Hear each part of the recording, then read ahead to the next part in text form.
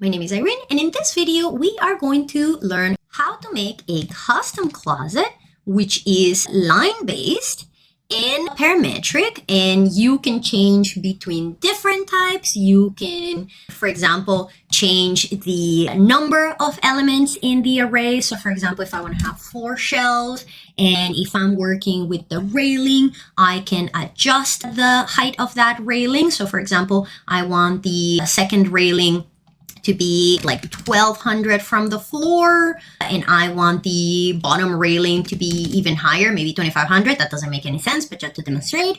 And it has materials and it has a 2D graphic representation that adjusts to the changes that you make to the family. So if you're interested on seeing how I got there, stick around, but let's get to it.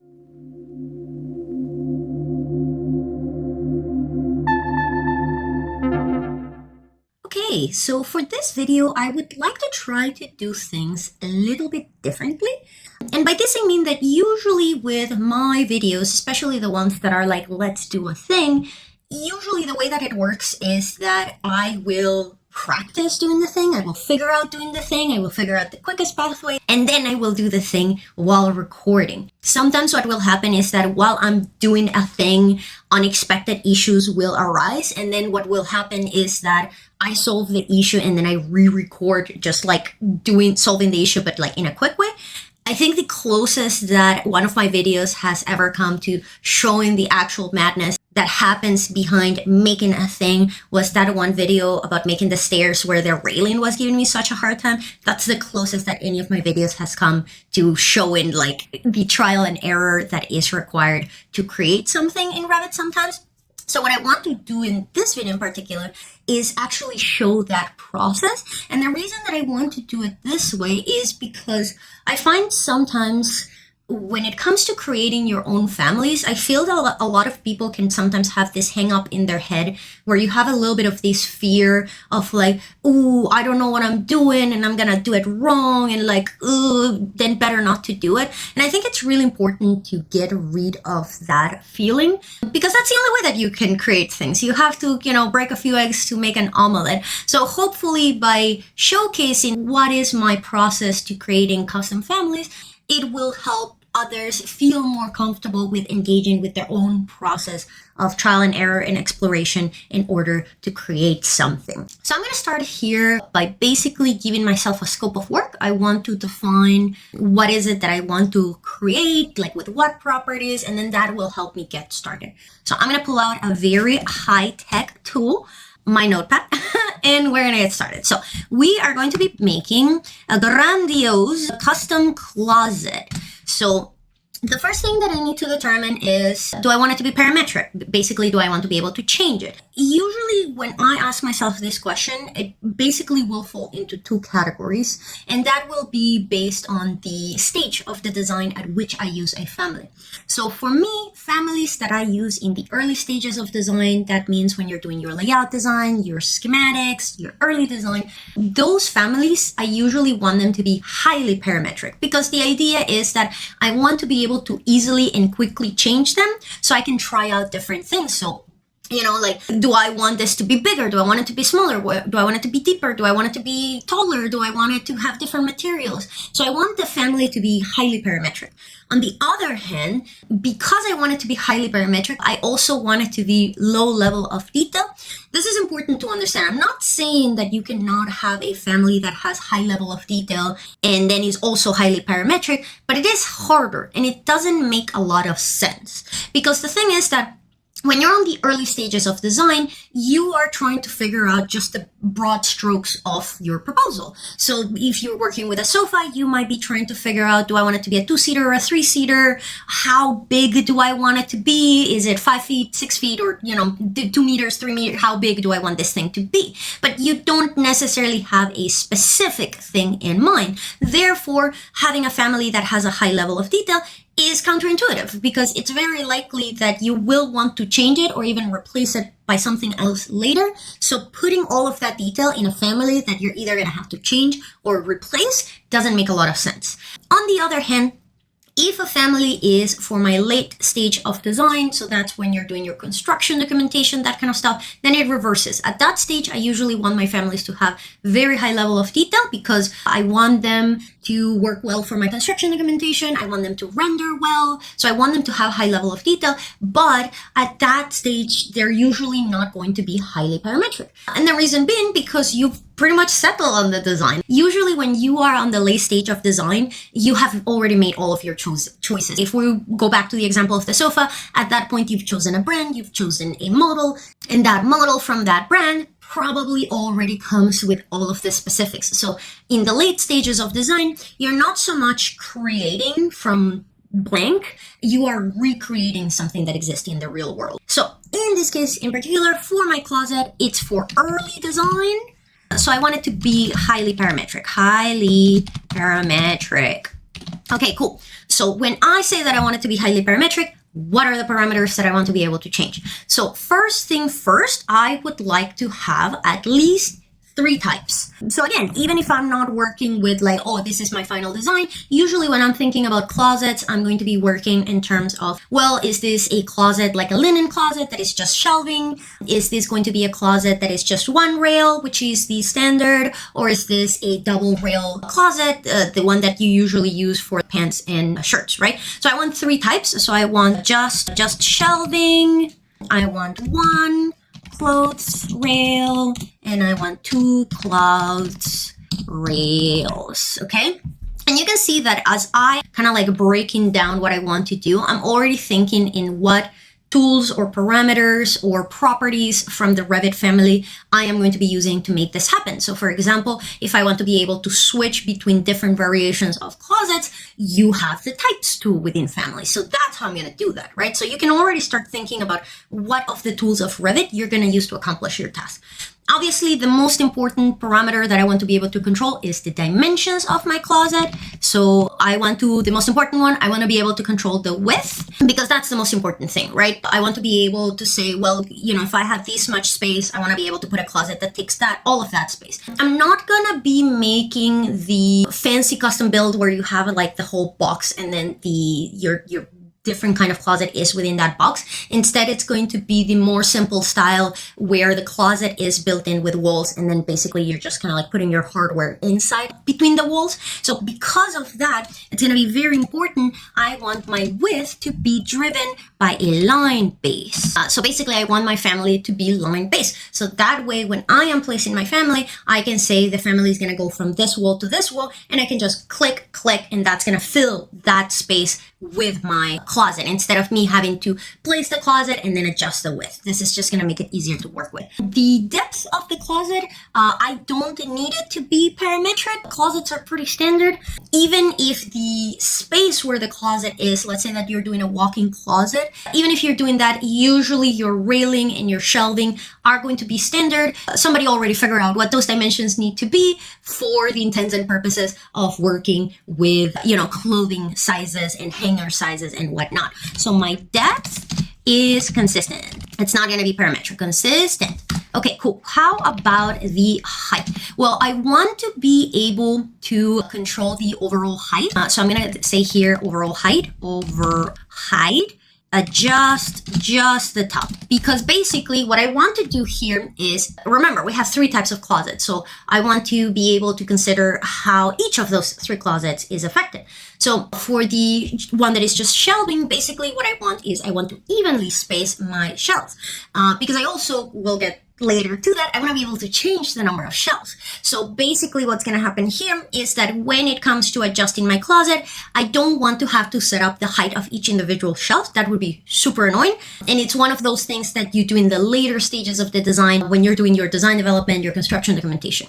In the early stages of the design, I just want to be able to say, I want the closet to be about this big with this many shelves, and I want Revit to do the rest for me. So I just want to be able to adjust the height at the top. In the closet that is just one rail, that overall height is going to be where the top rail is, which is all that matters. And then with the railing with the closet where it's 2 railings, in that case, what I'm going to do is that I'm going to have overall height and then I'm going to have the lower height. So I'm going to create a height for bottom rail, right? What else do I want to do with dimensions? Yep, that's pretty much it. I don't want to mess up with things such as the distance, because basically when I'm thinking about a closet, I don't want to do the one that you see, like the builder grade, that is the wire thing. I hate those closets so much, so deeply. So instead, I'm gonna do something that is still simple, but a little bit fancier, in the sense that you have railing and then you have a shelf on top. So I'm not concerned about changing the distance between the railing and the shelving. I'm not interested in changing the thickness of the shelf. I'm not interested in any further detailing. And again, I'm not interested in changing the height of the individual shelves. That being said, I want to be able to change the number of shelves, number of shelves, and this is going to be basically an array, and we're going to see how we're going to do this when we get to it. What else do I want to be able to do? I don't want to put hangers with clothes in my family. The reason for this is because, again, we are talking about early stages of the design, and the problem with putting clothing families within my family itself is that it's going to make it much heavier, and I don't want that, because again, this is supposed to be like early stages of the design, and like any layman is going to be able to see like, oh yeah, 1 rail, 2 rails. I do not need to add the clothing at this stage. So I don't want to have clothing in the family. I just want it to be the millwork. What else? I want to be able to change the materials. So change materials, and that is going to be the shelves themselves are going to be one material, and then the railing is going to be another material. What else do I want for this family? Very, very important. I want a 2D floor plan version. So this is super important. When you're looking at floor plans usually represent closets by a little line that represents your railing, and then 3 or 2 like weird little lines that represent the hanger with clothes. Sometimes you have a dashed line that represents the shelving. That's what I'm going to do in this case. But basically, you do not want to see high level of detail in the floor plan. You just want to see like the symbolic representation. So I want to make sure that I have a 2D floor plan version, and I'm going to need 2 varieties. One for when it's just shelving, and one for when it's railing. I don't need to do one for when it's 1 rail and 2 rails, because it's a floor plan, they align, it's the same thing. Okay, so I think that is giving me a solid plan to start with. The other thing that I am going to be doing here is I am going to be working with metric. I have seen in the comments when people complain that I only work ever in Imperial. I apologize. I've been in Canada for a very long time, and now my brain has an easier time working with the big numbers of Imperial. So I'll make this one in metric just for you. All right, I have with me my handy dandy measuring tape in case I need to verify dimension while I am building this family. I can also check on the internet if I want to verify a dimension, but it looks like I have an action plan. So what I'm going to do here is I'm going to move this guy to my second monitor, which is here to the side, and I'm basically going to keep it to help me remember what are the things that I need to do. So let's get started. So I'm going to go to Family New. And as I already said, this time we are going to be going with metric. And if you remember, one of the first things that I said was that when it comes to the dimensions, my width should be line based. So that way I can click once, click twice, and that's going to place my family, which means that we have to choose a template that is line based. And specifically, I'm going to go with the generic because it's the one that is going to give me basically all the things that I need. So let's see, generic. Here we go. So generic, ceiling, line based. So metric, generic, model, line, base. And I'm going to go open. Okay. And here we are. So the first parameter has already been set up for ourselves, which is our length.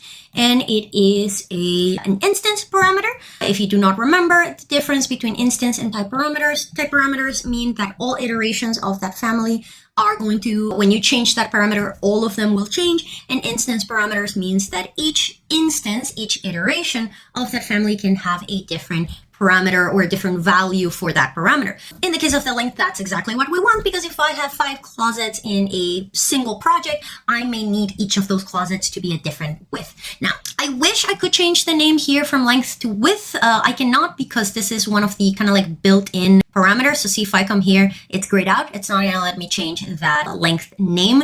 Whatever, it's fine. So, okay, that's great. So I have my length. Now, what I want to do here is, if you remember, once again, I can come here, and the other thing that I like to do is kind of like check the things that I've already done. So I'm going to come here and I'm going to say done.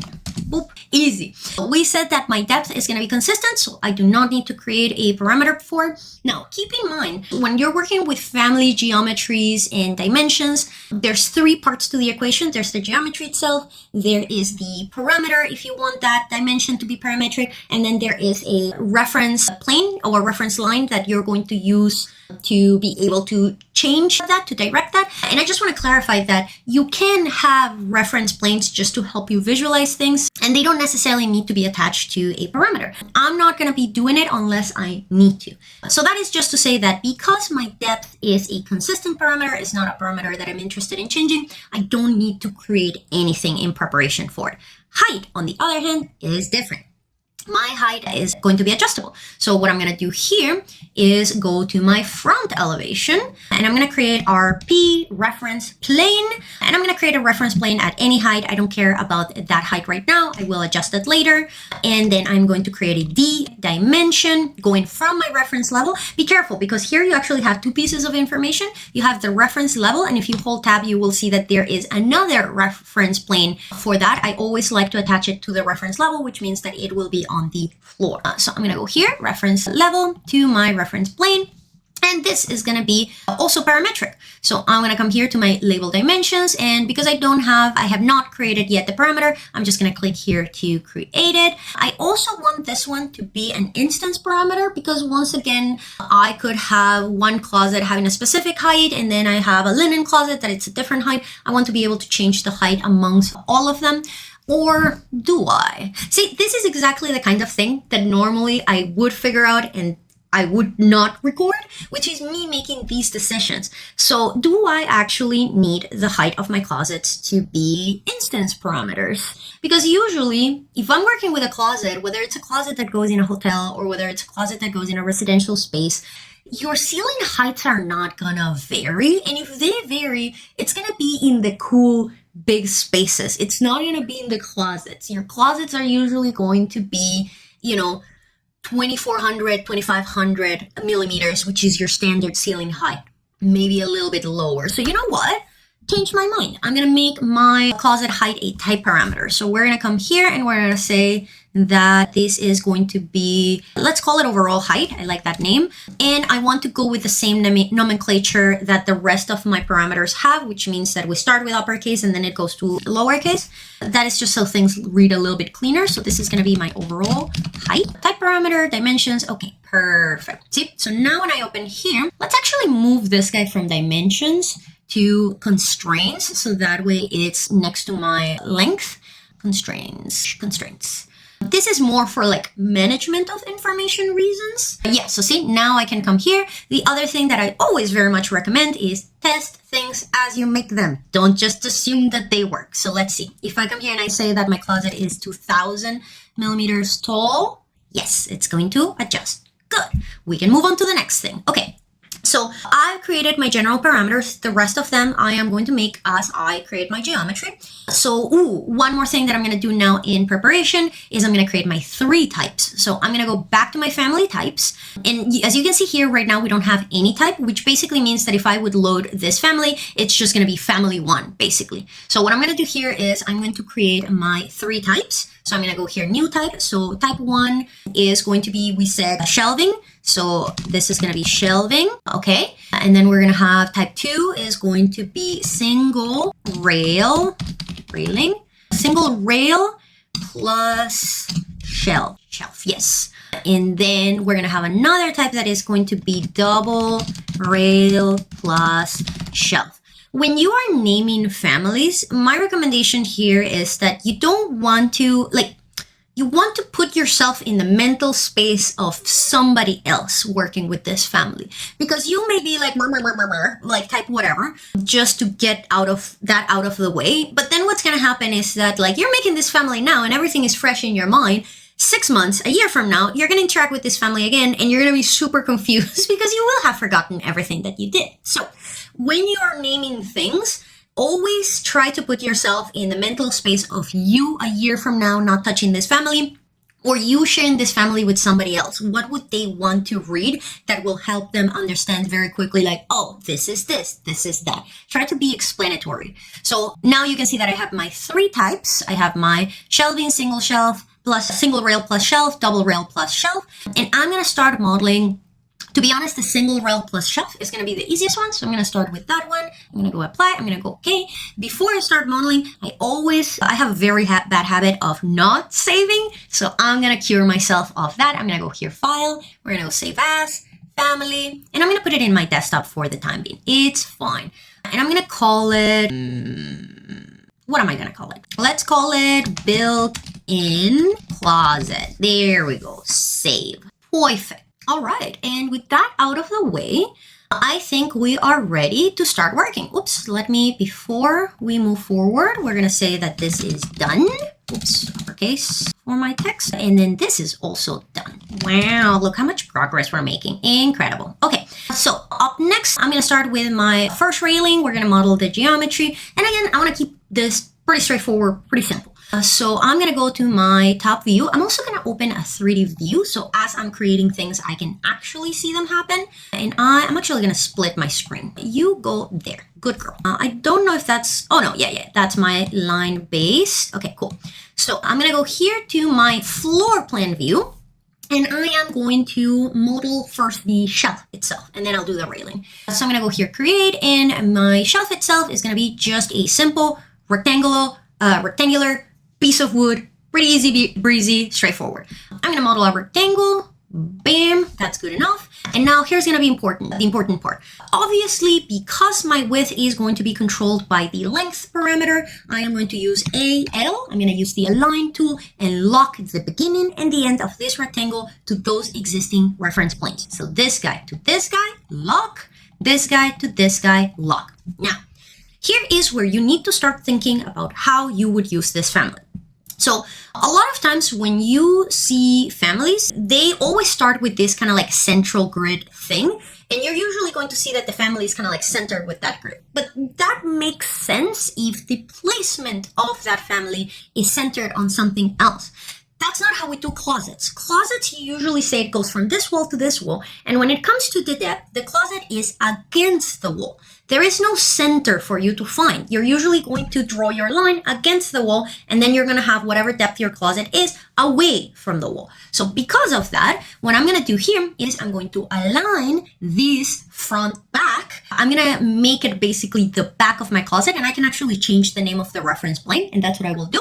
So I'm going to align my back of my closet to this existing reference plane because this reference plane is locked. We're going to see that in a second. And then what's going to happen, let's actually stretch this so we have a little bit more space, is that I'm going to manually set what the depth of my shelf is. Because again, I said earlier that I don't want that dimension to vary. If I would want it to vary, then I would create a reference plane and I would create a dimension that then I would make parametric.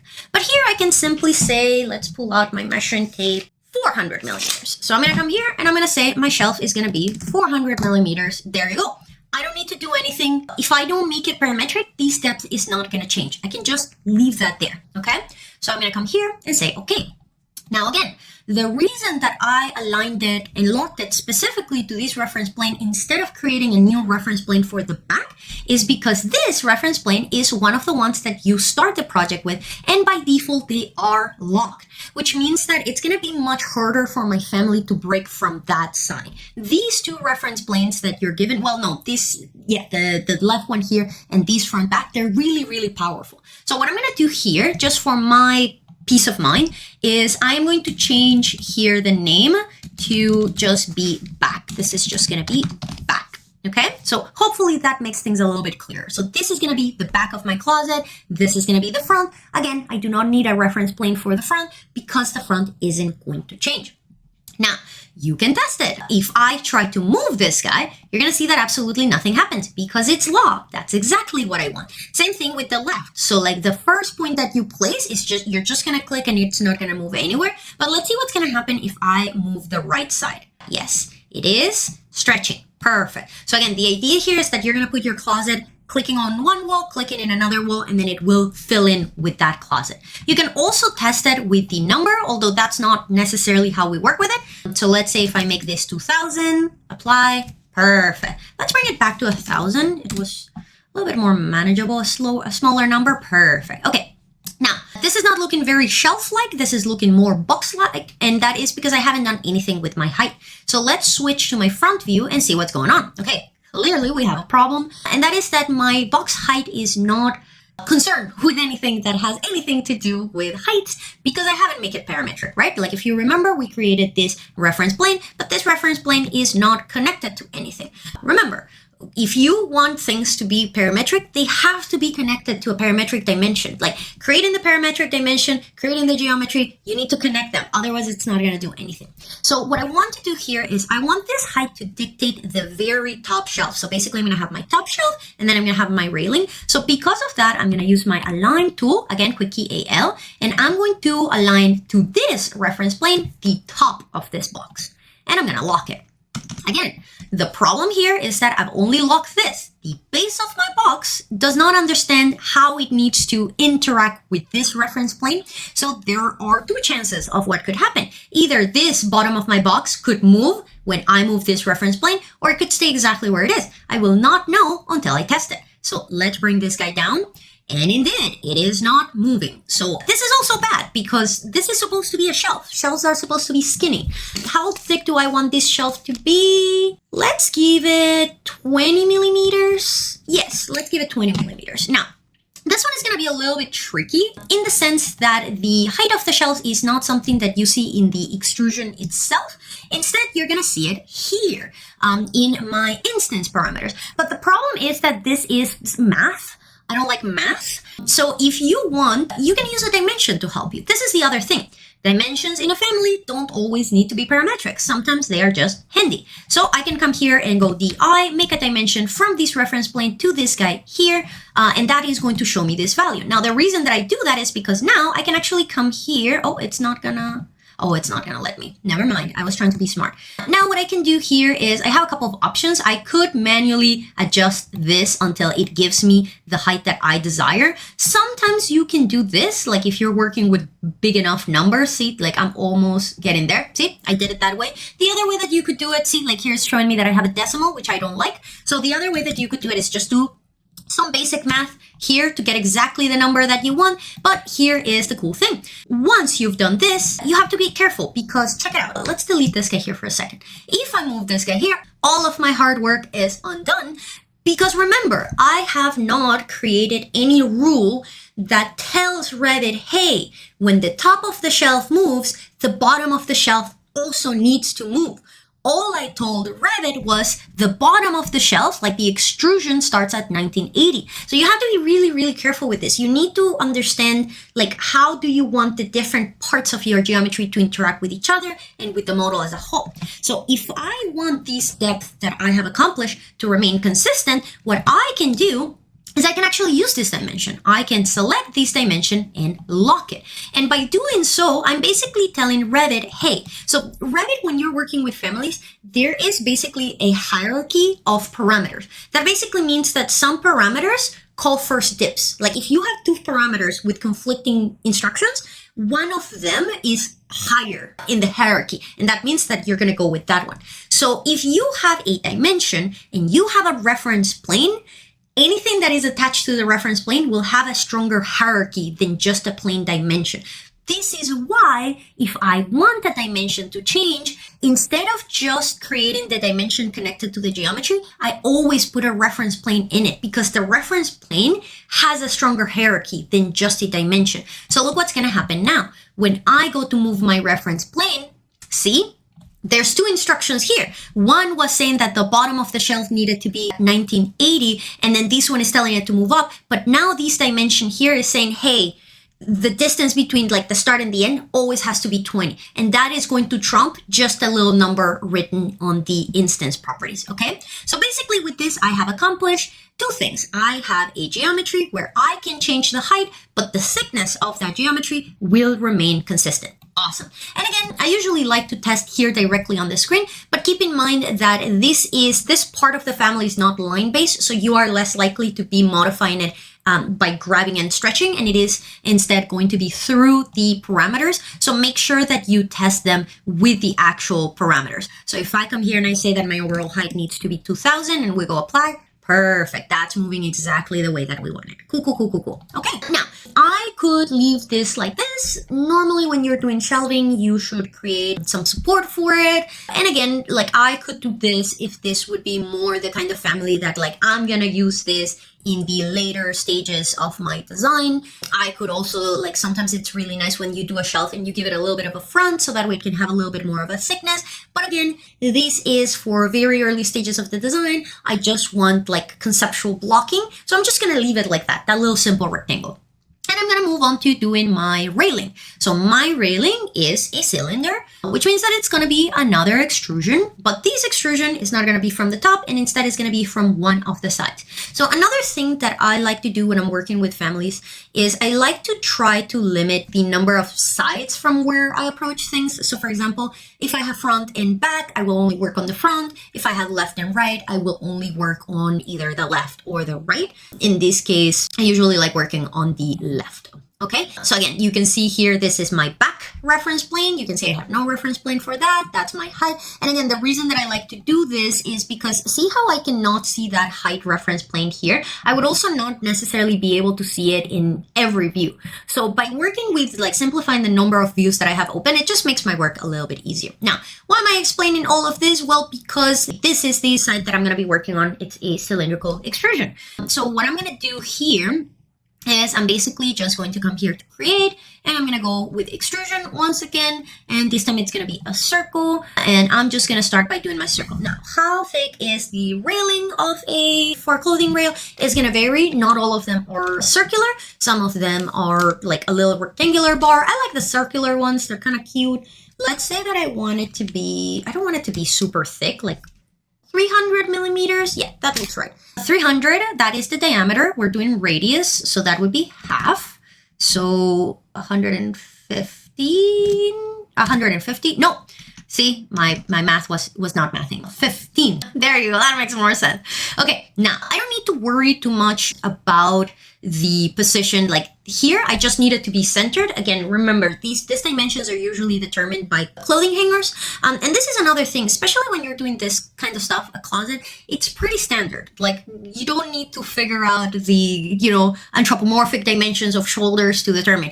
If you want to know what are the dimensions of a closet, the dimensions of a closet are usually driven by hangers. And if you don't know the dimensions of hangers, you can Google them. I can go hanger, clothing, hanger, dimensions. You do not need to have all the knowledge in the world. You can Google stuff, right? So here you go. It is about 450 millimeters. I'm going to round it to. And then you have about 22.5 centimeters. So 230 millimeters. Jesus, my conversion. Okay. So that is how we determine the dimensions of things. Now, what I am going to do here is basically you want to divide this. This means that my railing isn't actually perfectly centered with my shelf. My shelf is a little bit shorter, right? Like this is almost 44, almost 45 centimeters, and my shelf was 400 millimeters. So that means that like this distance is going to be more 450 divided by 2, which is, I'm not great at math, please don't judge me. 450 divided by 2, 22.5. Okay, perfect. We have our number. So now, again, if it makes it easier for you to work with reference planes to kind of like mark where you want things, you can do them, but you don't have to. I'm very careful to only use reference planes when I want things to change. Now, you may notice that it is really hard to work with circles. The reason for that is because they don't give you any dimensions, like lines give them to you, but there is a solution. When you select a circle outline, this is very important. We're talking about the outline, the profile of the extrusion. If you just select the geometry itself, the extruded geometry, you're not going to get this. This only works when you're working in profiles, in the actual lines that determine the shape of something. you can come here on the instance properties and you can check center mark visible. And that is going to give you this outline that all of a sudden is more manageable. You can work with this. So again, I can come here, dimensions, and say, there you go. See, you could not do that before. You can do it now. So now I can come here and say that I want this value to be, we said 225, enter. There you go. Easy peasy, lemon squeezy. I don't need to keep this dimension here right now. I might need it later because again, remember, my depth isn't going to change. So I'm not concerned about this depth being bumped by anything. So I can delete this guy. I don't really need it.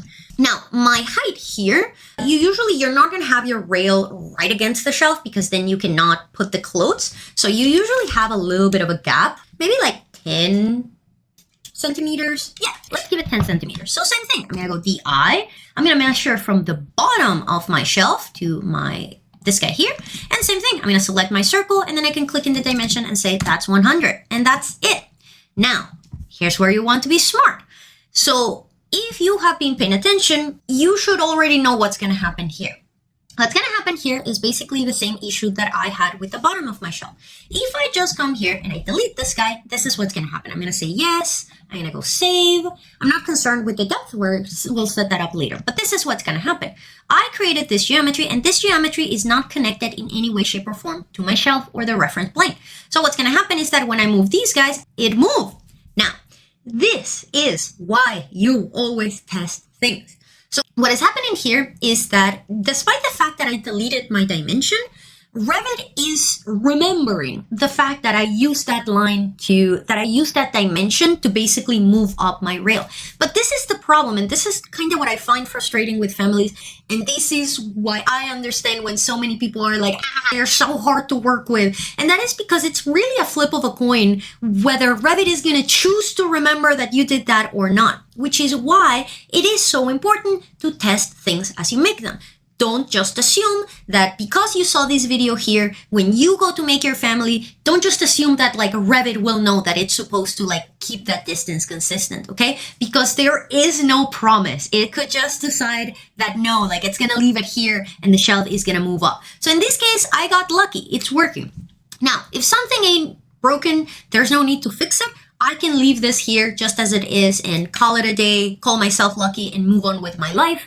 I'm a little bit paranoid, so what I like to do is, oops, I moved that by accident. What I like to do is I like to lock it, especially if the geometry is attached to something else that moves. So I'm going to go here, DI, and I'm going to measure from my reference plane to this guy, and I am going to lock this dimension. There is my little lock, okay?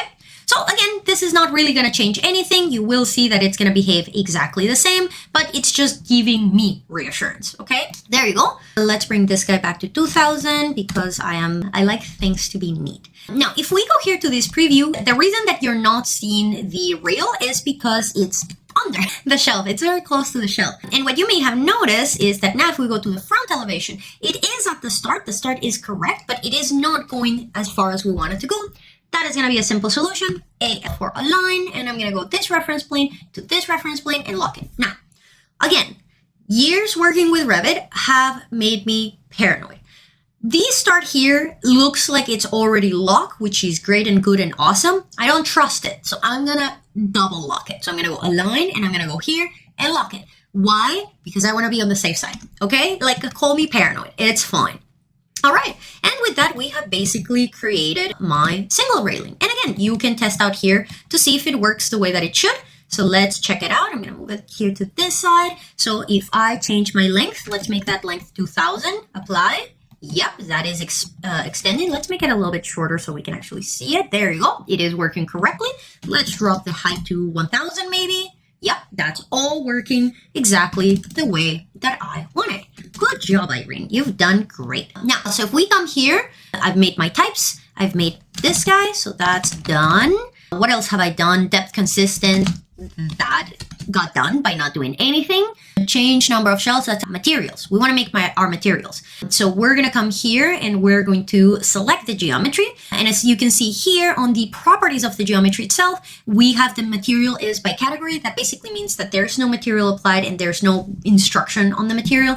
Now keep in mind, in interior design, even if you are making a final late stage of the design family that is not going to change, it's a product, at the very least, materials are always parametric. And the reason for this is because even when you're working with standardized products, usually they have iterations in materials, right? Like you have a chair that is in a light wood or a dark wood, or it's in the green fabric and the blue fabric and the red fabric, or it's gold, silver, and black matte, right? So I would say that at the very least, your families should always have parametric materials. And it is important to understand, you can change this material here. That does not mean that the material is parametric. It just means that you've assigned a material to the geometry. I want the material to be parametric, so to do that, I'm going to come and click on this little button here, and I'm going to create a material for the shelving. Now, very important, going back to what I was saying, when it comes to giving the names, you want the name to describe the geometry, not the material itself, unless the material is iconic to the nature of the object. So for example, here, the name is not going to be wood, right? The name is going to be shelving. So that way, when I am reading the parameters, I see material for the shelf, material for the rail. And that way I understand, because maybe I want the shelves to be glass. Maybe I want them to be made out of concrete. I don't know. So this is going to be shelving, and it's going to be, I want it to be a type or instance. I think this is a good, see, if it would be a hotel project, then it would probably be a type, because I would probably want everything in the hotel to be consistent. If you are talking about residential, you may want to do each closet material different. Like, you know, like if you have like a master bedroom closet and the secondary closet. So let's make it an instance in this case. It might be easier that way. Okay, so there you go. Perfect. Now, if you want, right now it's by category, which means that we have still not assigned a material. If you want, at this point, you could come to the parameters and see, there's my shelving. I could come here, click, and assign a material. So again, very important to understand, these are two different things. Assigning a material to a geometry in a family is not the same as creating a parametric material. So in my case here, I'm not really interested in assigning any materials to the family itself. I just want to assign the parameter for the material. And this guy here is going to be the same thing. This is going to be my railing. And again, we're going to make it an instance. Perfect. And if I come here, see, you have our constraints. So these are my dimensions. And then we have our materials and finishes. Perfect. This is looking good. Okay, cool. So that's basically my single railing family. Right? You can test your families. I also think that's super, super important. So that's exactly what I'm going to do. I'm going to come here and I'm going to start a new project.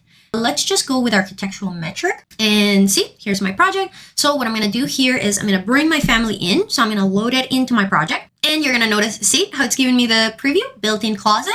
That is the name of the family. And then shelving is the type. And you will notice that it is giving me all three of them, but all three of them are the same because I have not created my variety, so to speak. So it's fine, like it doesn't matter. Now, you will notice that it's not letting me place it, and that is because right now by default, it's set up to be placed on a face. If there's no geometry, there's no face to place it. I want to place it on a work plane. So just basically on the floor. And if I click here to start, see, click there, that's going to place it. And if I open the 3D view, there is my closet. Let's make it even more interesting to like test it for realsies. Let's say that I'm going to make some walls. So I'm going to go WA for walls. 200 millimeters is fine. And I'm just going to make a rectangle that is, 10,000. 10,000 is a little bit too much. Let's make it 3 meters. Yeah, 5,000 is fine. And let's make it 5,000 here. And let's delete this wall so we can actually see in the 3D. So this is, now you're going to be able to see why I was so specific about the placement of the shelving, like the back alignment and the side alignment. Because now what happens is that when I want to place my closet CM4 component, what you're going to see is that all I have to do is I can place it right against the wall. I don't have to kind of like calculate what is the center line of blah, blah, blah, blah, blah. I can click here and see how it is perfectly aligned to the back of my wall, and then click. That is what we want. You don't want to, especially with these kind of families, you don't want to have to place it and then finagle it and align it and whatnot. But I still have the benefit that if I want to, for example, let's say that I want it to be half that, I can come here and say, well, I just want it to be 2,500 and then enter. Now, keep in mind, when you do that, it's going to stretch from both ends. If you do not want it to stretch from both ends, what you can do, oh no, it's not going to let me. I would have to unlock the right one, but I don't want to do that. So let's see for a second. If I unlock this, can't unlock, yeah, because it's a family template. It's not going to let me. So I do have this limitation where if I change the length numerically, like that means that I come here and I change that number, it's going to give me a symmetric change. I don't really like that because then it means that I have to now manually using the MV for move the thing, but not everything is perfect. Ideally, when you're working with line-based components, you want to be changing them by clicking and dragging. Okay, now if I go here to my 3D view of this guy, I should be able to change my height just by going to the type parameters, because remember, we made it a type parameter. And indeed, if I come here and I say that I want it to be 1,000 millimeters and apply, there you go. See how that changes? And finally, for my materials, let's show materials here. Let's do textures. See, right now, everything is gray. Why? Because I did not designate any specific material to the closet. But you're going to see here that I have materials and finishes for the railing and for the shelving. And if I come here, I can click and say that my railing, I want it to be maybe aluminum. There you go. Aluminum. And for the shelf itself, let's say that I want it to be wood. I'm just doing one of the standard materials to get it out of the way. These are not the materials that I would actually want. Please have mercy. Let's say plywood. And then there you go. Beautiful. This family is working exactly the way that I want to. So we're going to go back here to our 3D view because we're going to continue working with this guy. We're not done. We're just getting started. Now, this is where things are going to get interesting because if you remember, we have 3 types. We have single railing, double railing, and the shelving only, right? So what we're going to do here is basically we're going to be creating a parameter that allows me to turn things on and off based on which type of family I currently have selected. So the way that this guy is going to work, it's once again attached to the geometry itself. So I'm going to select this guy here. And what you're going to see is that in the properties of the geometry itself, you have this one here called visible. So this basically allows you to make the geometry, the individual geometry, visible or invisible. That's different than going in the project, selecting the whole family and hiding it. That is for the entire family. This is for the individual elements of that geometry. So what I want to do is, once again, I don't want to be the one turning on and off this little switch. So I'm going to make it parametric. So I'm going to come here and I'm going to create a parameter. Now, again, this is not just the shelf. So instead, what I am going to do is I am going to create a parameter that is going to be called top rail plus shelf. Top rail plus, whoops. Perfect. And this is going to be a type parameter. I want all of them to change whenever I do this. Under group parameter, others, do I have anything that is visibility? Perfect. Yes. Okay. And then okay. And I'm going to take this guy here and I am going to assign that parameter that I already created, because basically what I want to do is I don't want to have to turn off the shelf and the rail. That's too much work. I want it to all be automated. And now here's where the magic starts happening. So most of these dimensions and materials, I want to be able to change them and manipulate them in different ways for each of those 3 types. But my visibility parameters in particular, I don't want to mess with them. I want them to basically change automatically when I change my type. So basically what's going to happen is that in my single rail plus shelf, this guy is visible, right? And then what I'm going to do is I'm going to say in the shelving one, it's off, because I don't want to have a shelf plus rail in the one that is just shelving. The one that is double railing, yes, I want it to be on. So see, if we go now through them, in this case, top rail plus shelf is visible. In this case, it's not visible. And in my single rail plus shelf, it's visible. Awesome. Okay, easy peasy lemon squeezy. Now, we basically have sorted out our single shelf, like everything that needs to be done about it has been done. So I can come here, we've done our materials. So I can come here and say this is done. Whoops, done. This guy, whoops, no. Yes, this guy's also done. And then I have also hide. We've not done that. We've not done this. Well, I guess that within the types, we have done the visibility thing. If not, I can just come here and say visibility. See, some of them might work afterwards. So visibility, change, visibility. Well, turn on and off geometry. Turn on, off geometry. Beautiful. And it is done. Awesome. Great. Move it to the side. Okay. So now that we have our single rail plus shelf, now we're going to go into making our second one. So this is going to be the double rail plus shelf. So what I'm going to do for this one is I'm lazy. So usually whenever possible, I try to do as many things from things that I already have. What do I mean with that? Well, basically basically my second rail plus shelf is gonna be the same thing as all of this. So I'm gonna try to copy it. Whether it works or not, we're gonna find out together. But usually my instinct is always first, is there anything in this model that I can copy or use to make my life easier? So I'm going to select all of these guys, all of you. So I want the reference plane. I do not want the dimension. So I'm going to make sure that the dimension is not selected, but I do want the reference plane, the geometry of both the shelf and the railing, all of that good stuff. And I'm going to go CO for copy. It's not going to let me because they are restricted. Fine. I have to work. It's fine. So that's fine. I'm going to go RP for reference plane. I'm going to create another reference plane. I'm going to move this dimension outside just because it's bothering me a little bit visually. Perfect. So I have my reference plane. I'm going to create a dimension for it. So it's basically going to be a repeat of everything that I did for my first railing plus shelf. This is going to be another parameter. Did I make the height a type or instance? I already forgot. It is a type parameter. Yes. Okay, so this guy here is also going to be a type parameter. I want that consistency. So this is going to be my bottom. How did I call the other one? See, these are the kinds of things that I like to do. I like consistency. So for example, if I call this overall height, yeah, that is a good name. Yeah. Okay, so let's say we're going to call this guy bottom rail plus shelf height. I don't like it when the names are very long. And I want the most important information to be at the beginning. So you saw how I wrote bottom rail plus shelf height.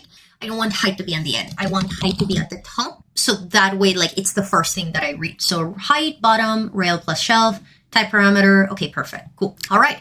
And I'm actually going to come back here and I want, I did not change the editing of the position in the parameters. We want it to be with constraints. Yes, perfect. And then the other thing, see how here I have height and then here I have a gap between my heights? I want all of my heights to be grouped together. So I can come here and say, same thing. I'm going to take Control X and then put it there. So what that does, if I go here, apply, and I go, okay, and then I reopen it. Oh, why is it not moving? It should move it. It basically, what I want is I want height to be next to each other. Again, this is not mandatory. This is just the way that my brain works. I like it better when things are neatly connected. And once again, I am a paranoid, so I'm going to test if this guy works. So let's see. Let's make it 1500. Apply. Perfect. Then let's say here 1000. Perfect. Now, to be entirely honest, the height of your bottom railing plus shelf is usually standard. It's between 900 millimeters to 1000. But the reason that I want to be able to change it is because what if I have a bottom row of, like, I don't know, shoe racks or whatever. So I need it to be a little bit higher. The other way that people usually will do it is that they will split these in half. So basically, if my closet is 2000, this is 1000. If the closet is 1500, then this is 750. Math. It's half of 1500. I could do that. I'm not really interested in doing that for this. I want to basically manage my bottom half and my bottom height and my top height independently. But other than that, it's just going to be rinse and repeat. So once I have that, does it let me copy just the geometry? Please, I beg you. No. God damn it. Ooh, it does let me copy this. Yes. If I do individual, oh, but it's locked to this plane. Never mind. See, I'm so lazy that sometimes my attempts at being lazy take me longer than if I would just do the thing. So that's fine. Let's draw the shelf. Let's draw it. So I'm going to go to my top view again. And I'm just going to do the shelf exactly the same way that I did it before. Now, before I continue, if you're asking yourself, why do I no longer see this shelf and rail here? Remember, your top views have basically a cut point where things above a certain height are no longer visible, things below that height are visible. So all you're seeing here is that this guy is above that cut point. If this is something that bothers you, I think you can actually edit the properties of the view itself. So see, if I select the view itself, I can come to the view range. And because it's a closet, I would say that I would want it to be at least 2500. So see, it's telling me my associated top level is not even 2500. So let's say I'm going to make this 3000 and I'm going to make this 2500 because there's no way that you have a closet where the top railing is 2500. Nobody's that tall. So see, if I do this, it appears. So this is not mandatory. This is not something that will affect the family in the project. This is just if it makes it easier for you working with the model. Entirely optional. I'm actually going to undo it because this is going to bother me. Is it going to bother me though? No, it's not going to bother me for now. It's going to bother me later. It's okay. So I'm going to make my second shelf. So same thing as before. I'm just going to make a little rectangle. I always make it the wrong size because I always like to align and lock things manually. Again, that is just my paranoia. This way I get to make sure that things are aligned and locked properly. Now, the other thing that I'm going to do, and this is why I was okay leaving this here, is I can use my previous shelf to make my new shelf. Easy peasy lemon squeezy. Right? So I'm going to do this, and there you go. Again, it is appearing at the bottom, just like the other one. I'm just going to rinse and repeat. So we're going to say you are going to be aligned and locked there at the top. You are going to come somewhere here. And again, I can come here and say DI, and I can either manually adjust this number. Oops, I did not. Let's put it. No. Why? Let's just put you there. There you go. I can manually adjust this number by just changing this height slowly. See, I can do that, or I can do math. So if this one is 1,000 and we said that we want it to be 20 millimeters, then this guy has to be 980. And then all I have to do is lock this guy. And then once again, don't get cocky. You want to test things. So I'm going to come here and we're going to change the height. Let's make it 500. Apply. Perfect. Let's bring it back to 1,000. Perfect. Let's test my length. Let's make it 500. Perfect. And then let's bring it back to 1,000. Perfect. Again, don't just assume that things will work the way you want them to. Okay, fantastic. I'm going to assign materials to this guy. I do not need to create a new parameter. I already have a parameter for my shelving, so I just need to assign the parameter. And then finally, I'm going to do my railing. The railing, I think I will be able to get away with copying it because it is not locked to this reference plane, and instead it is locked to the left reference plane. Let's test out my hypothesis. Copy, CO, and indeed, it is letting me. Haha. Anytime that I can cut myself some work time, I will be grateful. Once again, because I am a paranoid, I will still manually align and lock everything just because, again, Revit has hurt me too many times. Okay, perfect. And then we're going to go here to the left, and we said, like, see, this depth is already aligned and locked because it's on the same plane. So it's just the height that I need to worry about. Oops. There you go. So it's just the height. So I can come here and say we said that it was, I think it was 120. Yeah, because it was 100 plus the depth of the shelf. And once again, just to be paranoid, let's lock it and leave it there. Okay, perfect. There are my two shelves. Once again, don't trust it. So I'm going to test it out. So we said this is going to be 500. Apply. Yes. This is going to be 1500. Apply. Yes. And then just for funsies, like maybe this new guy broke something in my overall height. Awesome. Everybody's working the way that they should. That's exactly what I want to see. Apply. Okay.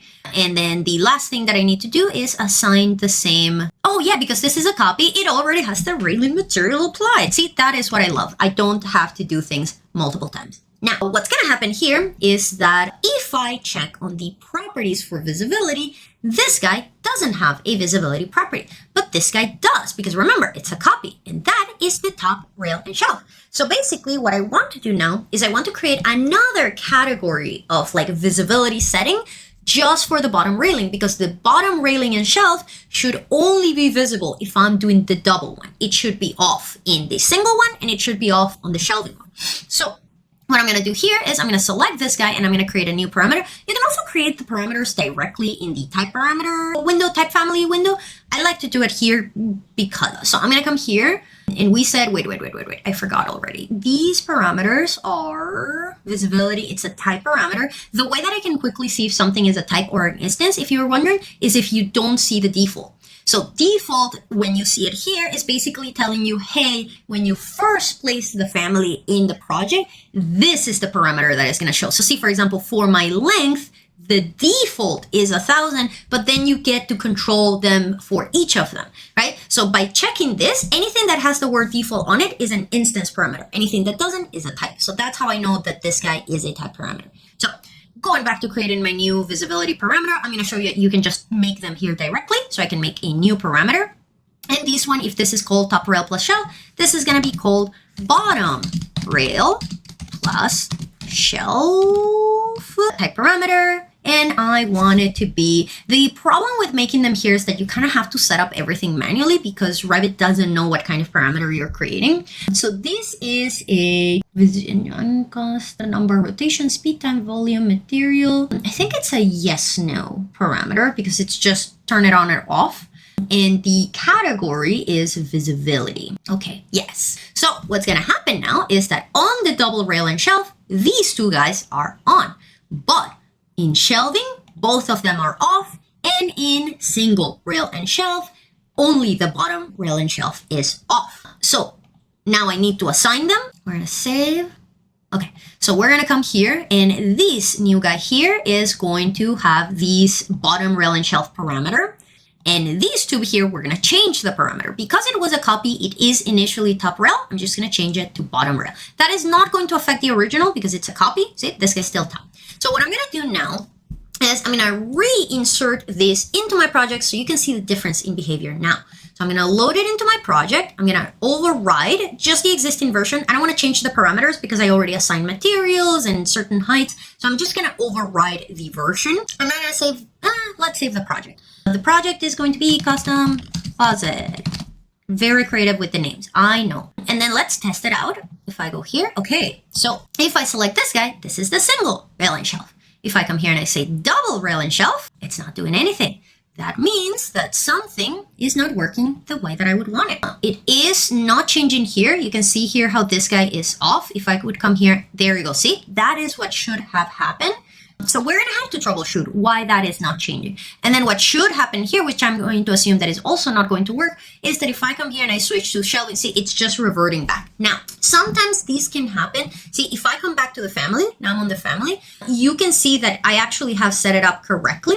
But what is happening, and this is very annoying, sometimes when you load a family into a project to test it out, what will happen is that certain changes will not be overwritten. So here in this case, you can do two things. Option one, it could be because I only overrode the parameters and not like the whole setup. So I could try to just load this guy back into my project again, this time forcing it to update everything. Why is it? Oh, because I already did it. So let me save here. So it reads as something different and I'm gonna load it. It is reloading everything. That's fine. So option two, which is a little bit more annoying, you can, and there are going to be cases where you have to do this. Again, very annoying, but it is what it is. In those cases, what you're going to have to do is you're going to have to delete the family, and then you actually have to go in your project browser and find the family and delete it there as well. Because otherwise what's going to happen is that every time that you bring it back, Revit will recognize it based on the name and it will not update the changes for you. So the easiest way to search for things with the newer versions of Revit is just with the search bar in your project browser.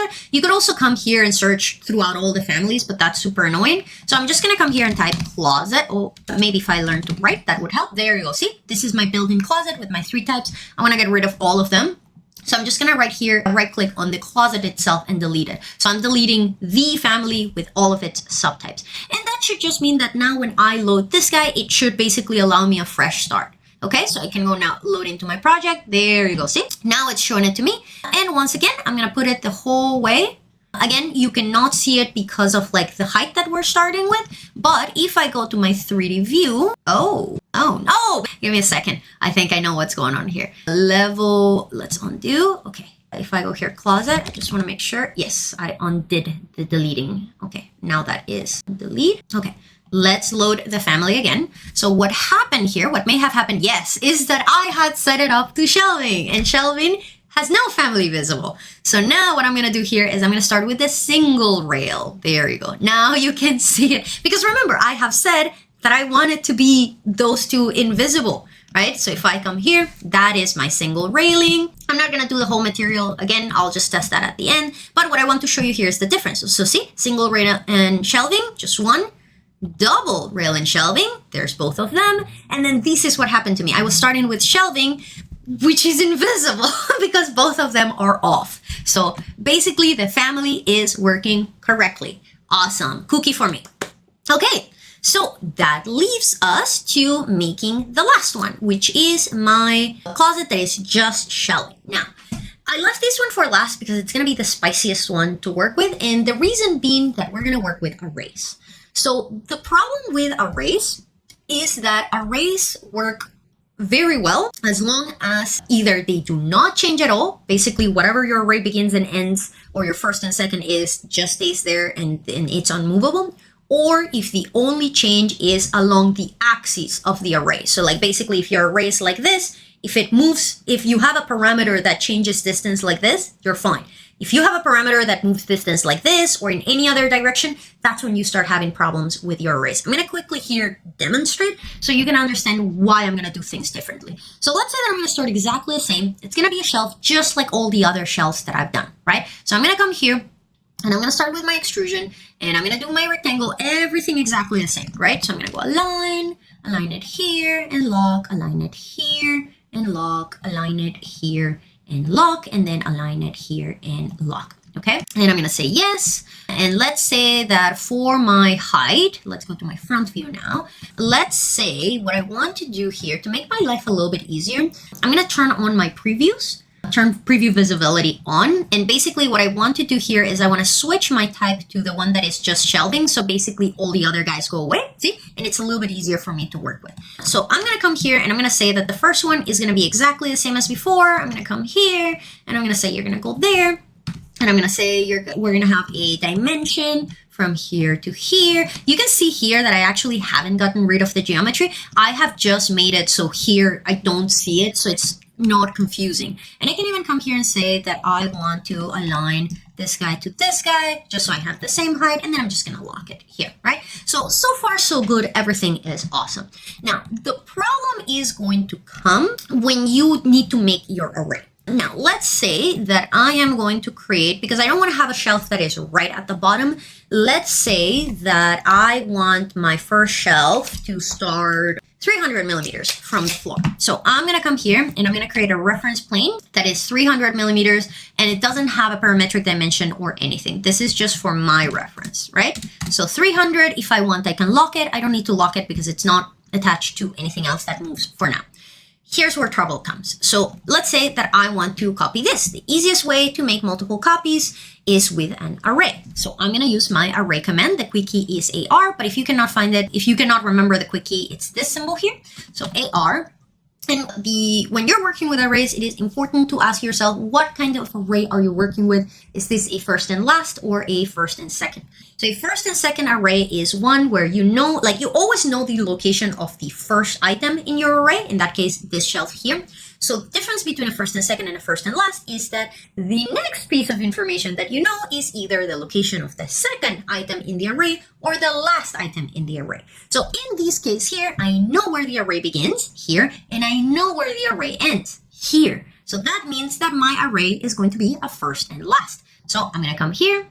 Oh, and it's not going to let me do it because it is locked on this plane. So interesting. That means that I need to go around making my shelving differently. Cool. I love a challenge, actually, because the thing is that when you create an extrusion geometry, the view that you created on is the working plane. And that working plane is like, it basically locks the geometry to that plane. So because I drew it in a floor plan, it basically means that I can move right, left, I can move front, back, but I cannot move height. My height is basically the floor. So in that case, that means that I actually need to get around creating this geometry differently. So I'm going to delete this shelf here, and I'm actually going to model it in the front view. It is still going to be an extrusion, but then it just means that the front view is going to be the thing that locks it in. So I could also make it from the left view, which is basically what I did with my railing. So again, what reference plane you create something on is important in so facto, how are you going to change that geometry? So here I'm just going to make a rectangle. I'm going to make it right there at the top. And then my alignment in this case is going to be left and right. So the sides, it was the same, but in this case, it's going to be top here. And then this height, I can actually just set that number. We said that we wanted it to be 20. And if I don't want this value to change, I can do the same trick. I can go reference plane to the height and I can lock it. It's going to work exactly the same. And we can actually test it out. If I come here and I move my reference plane, see? Perfect. Now, the difference here is going to be for the depth. So now the depth is the one where I'm going to have to do a little bit of math. So if I come here to my side, let's turn on that preview visibility on again. You can see that the back is locked, so I don't have to worry about having to change the back. I can lock it if I want. Again, I usually do it just because I'm a paranoid. But now the depth is going to be like, it's not something, I don't have any reference plane and I don't have a dimension here. So again, it's basically what we were doing with the height. So here we want these to be 400. So I can just come here and say, I want that to be 400. And then again, if I don't want that value to ever change, I can just lock it. It's fine. Okay, cool. So now that I've created this shelf differently, you will see that it will let me do an array. So see, this is exactly why I wanted to make this video. A lot of times when you see these tutorials, you will be instructed on how to do things, but there is not that much of an explanation on why we had to do it this way. Here, when you saw that I couldn't move it, it's like, oops, we need to find a different way to get around this. And that is basically the way that working with families work. It's a lot of troubleshooting. So now that I have this, you're going to see that it will let me do my array. Oops, cancel. Let's select this, AR. Group member of CAD is constrained to an element that is not a member of the group. These constraints have been removed. So basically what it is telling me, so this is where things are going to start going south. It's telling me, hey, you created this by locking it to a reference plane. It's not going to work when you go to create your array. So I'm going to say, okay, yeah, that's fine. Don't worry. And it's going to let me do my thing. And we're going to see how this is going to come to bite us in the ass in no time. I always like to increase my array to 3 just so I can visualize that it's actually working. And what I'm going to do here is I'm just going to, again, we said that we want it to be a first and last. I'm just going to come here and I am going to copy this guy to my bottom reference plane. There you go, that guy. And you can see that it immediately created my third shelf. There you go. So here are my 3 shelves. Now, first thing first, I need to test if my constraints are still working the way that I want them. So this is problem number 1 when working with arrays in families. A lot of times, creating the array will break any existing constraints. So let's test it out. If I move my height, it completely broke it. That's fine. It's not the end of the world. We can just recreate them. So I'm going to go here, align and lock. Perfect. Let's see here on the left side. No, it was, the depth should not be broken because it is in the geometry height itself. So I think that height should be fine, but let's test it out. Let's see if I move it up now. Let's see what's going to happen. Yes. And see how it is changing my height? Perfect. Okay, so that's working great. What about this height here? Because this is where my last one is. So if I move this guy, not connected. So remember, just because you put a geometry on a reference plane does not mean that Revit understands that they are supposed to be connected. So I'm just going to go align and lock to the top of the shelf again. So again, that just means that if this guy moves, this guy moves as well. Now, this guy's not supposed to move, but again, you want things to be locked correctly. Okay, see? Wow, everything is awesome. I can even change the number of shelves if I want to. If I select my array and I say 5, wow, fantastic, awesome. Everything is great, except that not necessarily. Now, this is where things get spicy. Let's make it 5 so we can see it a little bit better. And then let's make this 2000. Just so we have a little bit more height to work with. This is where things are going to get interesting. So what happens if I change my length? Nothing. Remember, your constraints have broken. All of your constraints. So that means that like my height broke, but also my width. So, okay, I have to come here and manually align and lock. Now, this is another important thing to understand. You don't need to align and lock each individual shelf. You just need to align and lock the elements that basically drive the array. So that means your first item and either your second item or your last item. So in my case, my array was a first and last. So that means that I'm going to align and lock the first and the last shelf. There you go. Align and lock. Okay, cool. So that should solve all of my problems. Just to be on the safe side, I'm going to align and lock also the beginning because again, I am paranoid. Perfect. Okay. Let's see now what's going to happen. Trouble in paradise. So this is the problem with families. Families are difficult to begin with. When you have arrays in families, things get exponentially worse. What's happening here is that you basically have conflicting instructions. You have to think about this way. You have basically 2 degrees, 2 levels of instruction. You have the initial instructions with which you created the shelf, and then you have the second layer of instructions that are the instructions that have been given to the array as a whole. A lot of things go wrong when you do this. Sometimes instead of this, you will get like a shearing effect where basically it moves, but one stays at the beginning, one stays at the end, and the other ones kind of like do like steps. It's really difficult to work with families. So my recommendation, see if I go here and say remove, it's just going to break it. So here's my recommendation. When we are working with a family and you want that family to be parametric, if there is an array in that family, you can model the array within the family if the array will not change. If the only thing that will ever change is the position of the items in the array. If the geometry of the array has to change, this is not the best way to do it. So what are we going to do? We're going to do things differently. We are going to select the array and we're going to delete it because we're not going to make the geometry here. Instead, what we're going to do is we're going to use nested geometry. So nested geometry is basically when you have a family within a family.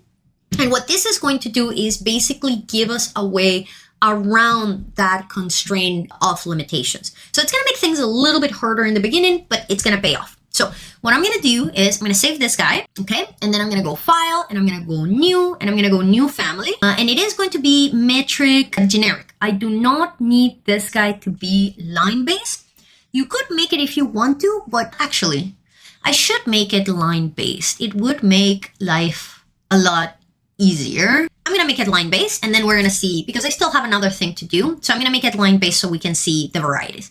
So we're going to go here and then say metric, generic, line-based. Metric, generic, line-based. Okay. Lots of work. I know. And this is just going to be a family for the shelf. So the entire family is just my single shelf. So I'm going to go here to my extrusion, rectangle, same thing as before.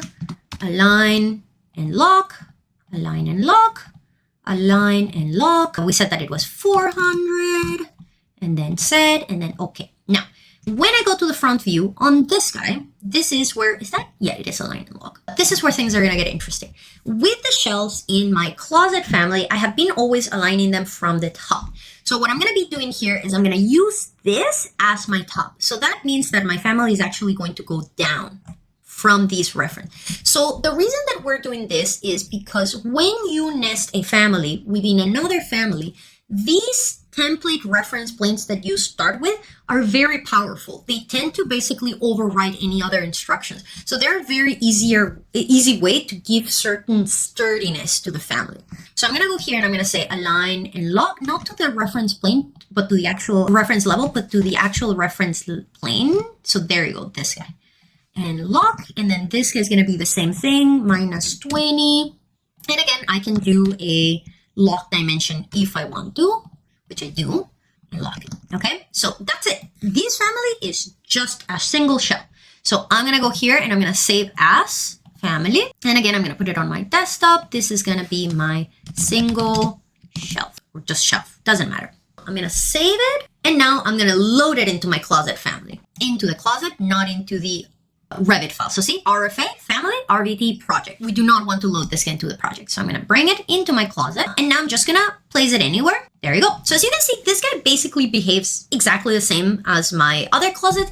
The difference is going to come that when we go to align, you're going to see that this guy comes with its own reference planes. And again, those built-in reference planes have a certain strength. Okay, so see, there's the back, there was the center front back, and here is the right. So I can now come here and say that reference plane aligns with this reference plane, this one with this one, see? This one with this one. Oh, I did not lock them. Let me make sure that I'm locking them. Okay, lock them. Yeah, okay, cool. So now that I've done that, I don't need this guy open anymore. So I'm going to close the... It is already loaded, so I'm just going to close it. Sure. Yes, it is already loaded. Now, if I go here to my front view, this guy's starting at the floor because that is where we drew it. But I can just come here and align and lock it to the top. And as you can see, it's already respecting that thickness that I talked about. So what should happen here is that it should be easier for me to give instructions to this guy, because what's going to happen is that instead of stretching my length, so basically what happens is that when you have a written parameter and then you have align and lock into reference planes, that can sometimes cause conflict. But what's going to happen here instead is that instead of me using the align and lock of left and right for my stretching, because this is a nested family, what I can do is I can select the family itself. And if you remember, the family has a length parameter. If I come here, see the length parameter. So what I can do is I can link the length parameter of my shelf to the length parameter of the closet family. And that is going to be a stronger link than just the align and lock reference plane. So again, these goes back to the hierarchy of parameters and references. So see, I can come here and say that length should always match this length. And look what's going to happen now when I'm going to make my array exactly the same way that I did it before. AR for array. We're going to let's put 5 just so we can clearly see what's going on. These constraints is just like you can restrict in which direction it moves. I'm not concerned about this. It's first and last, and I'm just going to come here and say you're going to go there, you're going to go there. Perfect. Awesome. Now again, if I move this, creating this guy is going to mess things up a little bit. It kind of like moved all of them to the top.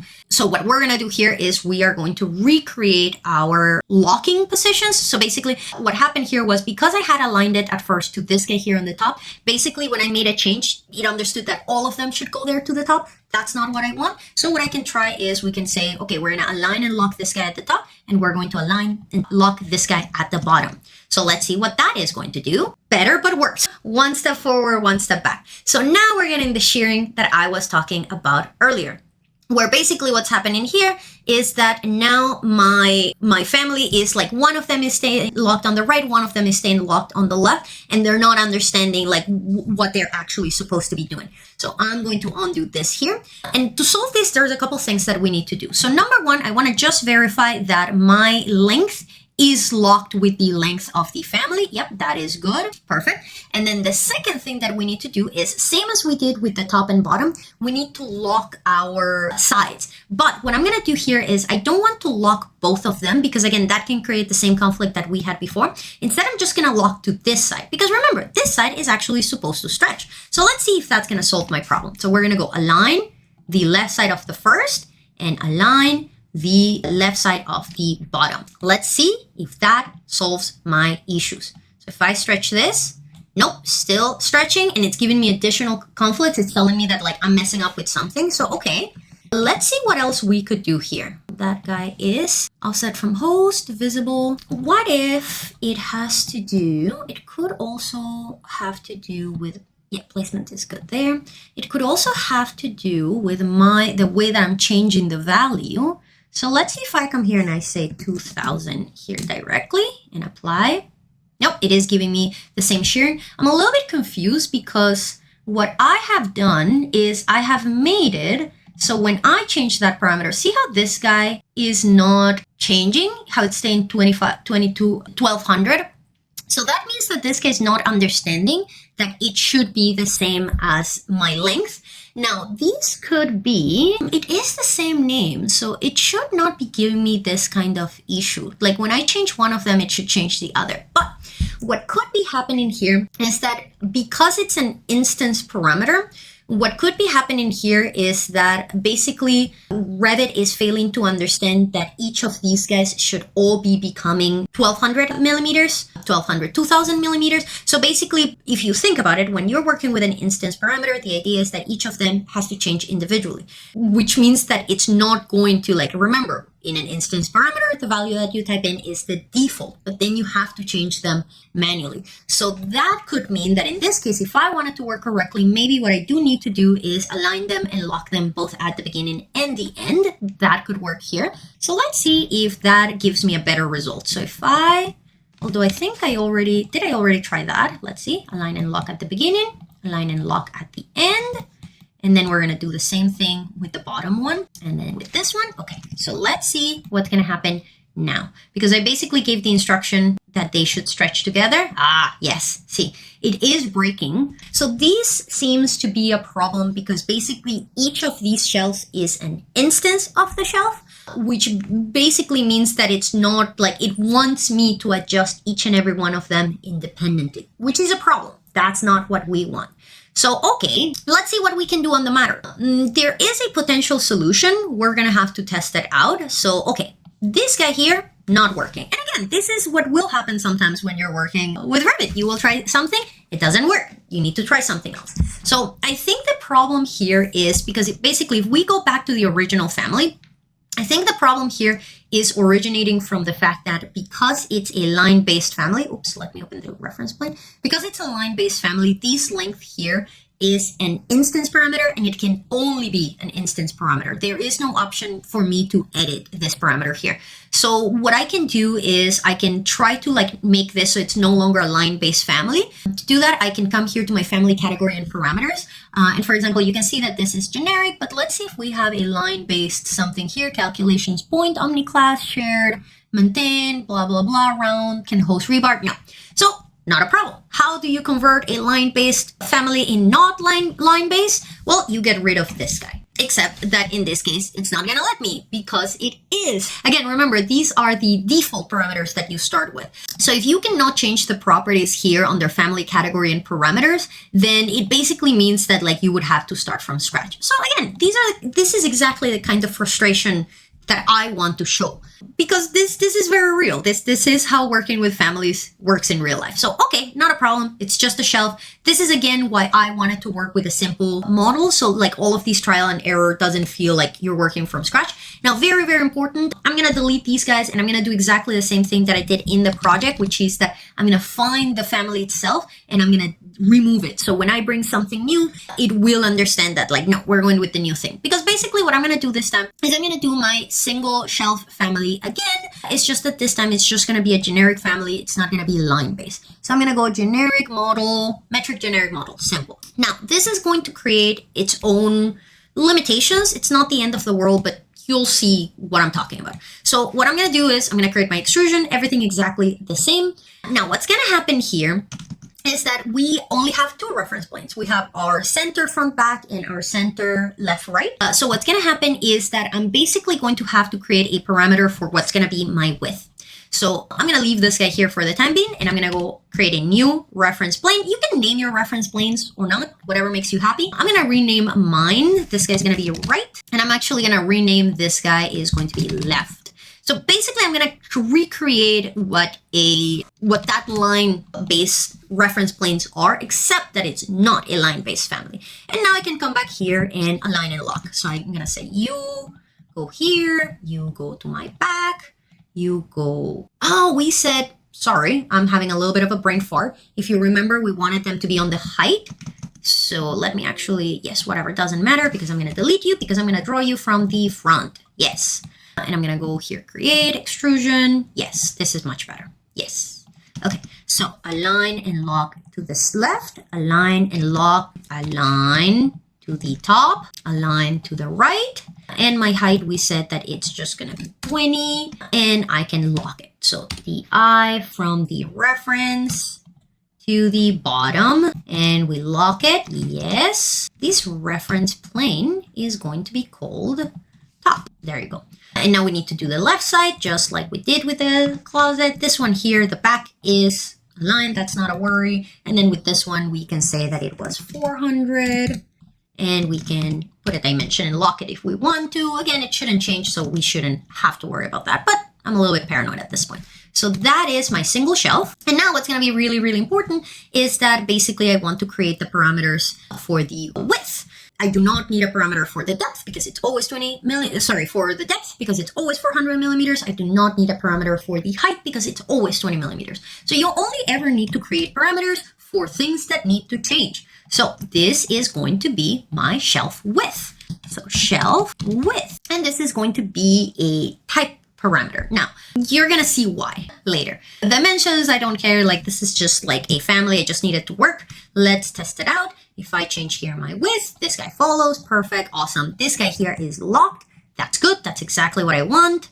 Okay, perfect. So that's working and nobody else needs to change. So I'm going to save this guy, save as family. And this guy is going to be my single shelf RFA. Yes, I want to override. And then I'm going to load this into my built-in closet. And let's see if this guy is going to behave better. So again, this is the limitation when you're working with arrays. You have to understand that you are very likely to have a conflict between the parameters of the nested family itself and the parameters of the array as a whole. Very annoying. I know. Let's put this, I guess, on the top view. Reference. Component. There you go. There's my shelf. I'm just going to place it here for the sake of placing. Okay, cool. It's looking fine.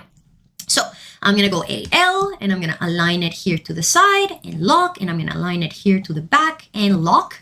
And now we're going to go to our front view. I no longer need this open, so I'm gonna close it. Yes. Okay, cool. And now same thing for the height. We're gonna put it on this reference plane. Cool. And lock it. All right. Now, what we want to do here is basically not lock it to the reference plane because it's a family. So the fact that it's a family means that it has a parameter. So see, if I go here, I have the shelf width. So what I can do here is assign a parameter. Now, there's a non-zero chance that this doesn't work because I have created a little bit of a problem, but it's like I'm creating a problem to solve a problem.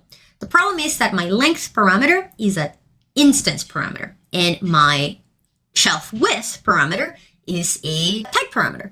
Normally, these should not work together. So we're going to see if it's going to let me work. If not, I can try other things. So let's see. If I say that this is going to be this, will it let me? Apply. Oh, that snapped to place. Okay.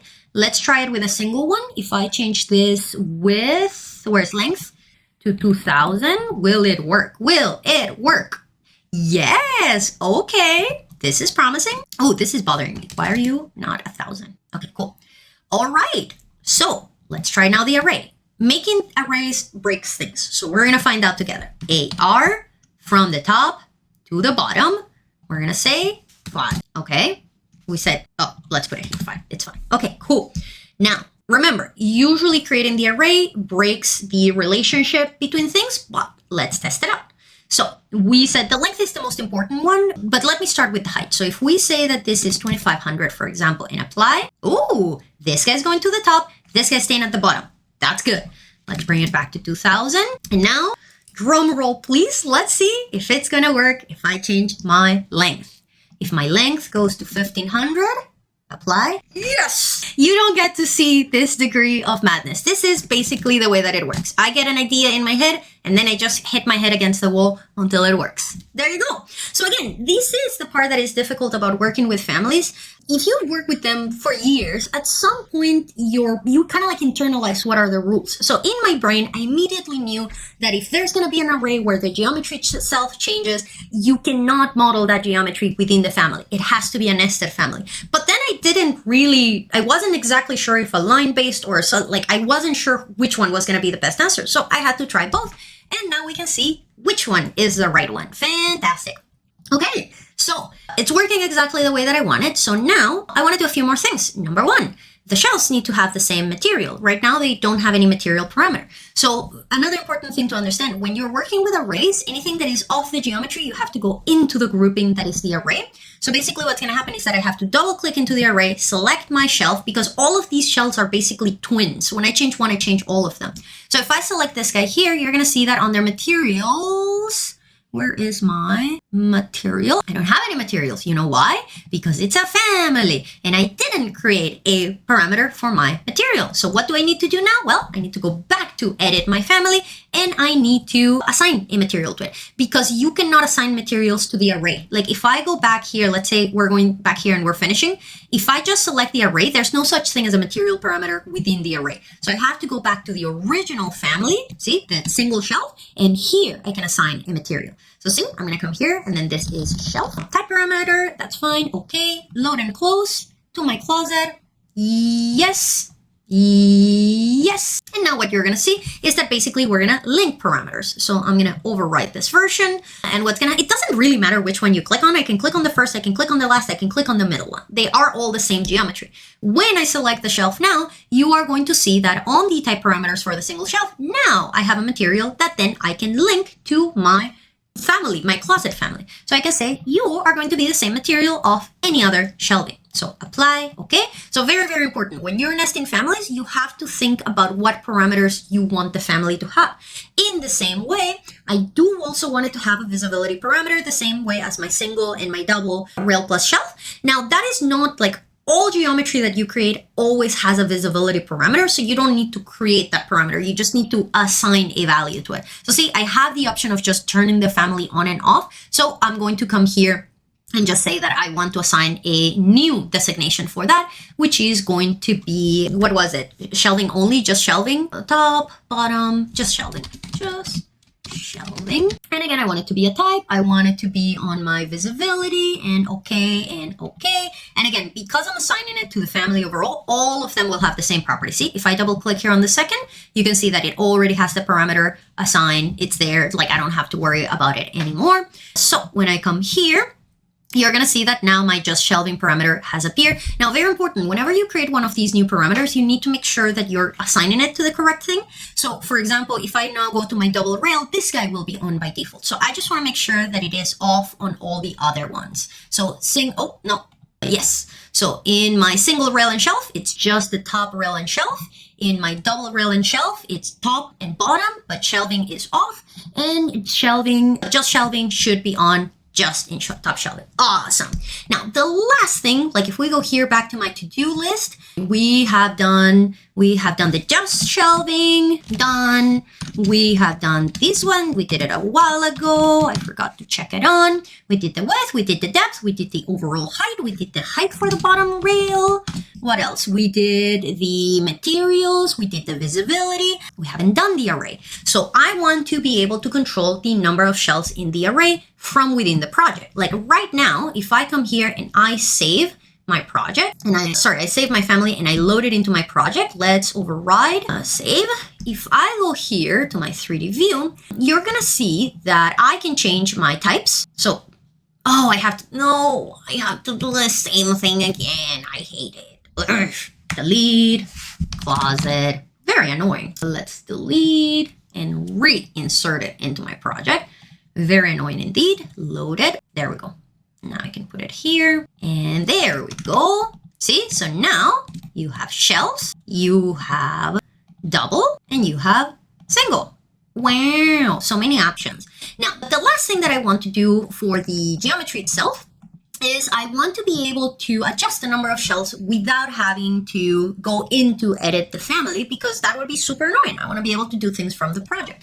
So to do that, what we're going to do is we're going to come back to our family, and I'm going to select any element in the array. It doesn't matter. Now, most of the changes that we've done now has been to the geometry within the array. So again, remember, your array is a group of copies of something. See, you can see here the edit group. This is a change that we're going to do to the entity that is that group, to the array itself. So the way that this works is that you can click on any member of the array, and then you're going to see this number here. You can actually click on the line that contains the number, and that allows you to basically select the array itself. And the array can have its own parameter. So I can come here and add a parameter to the array. This is going to be number of shelves.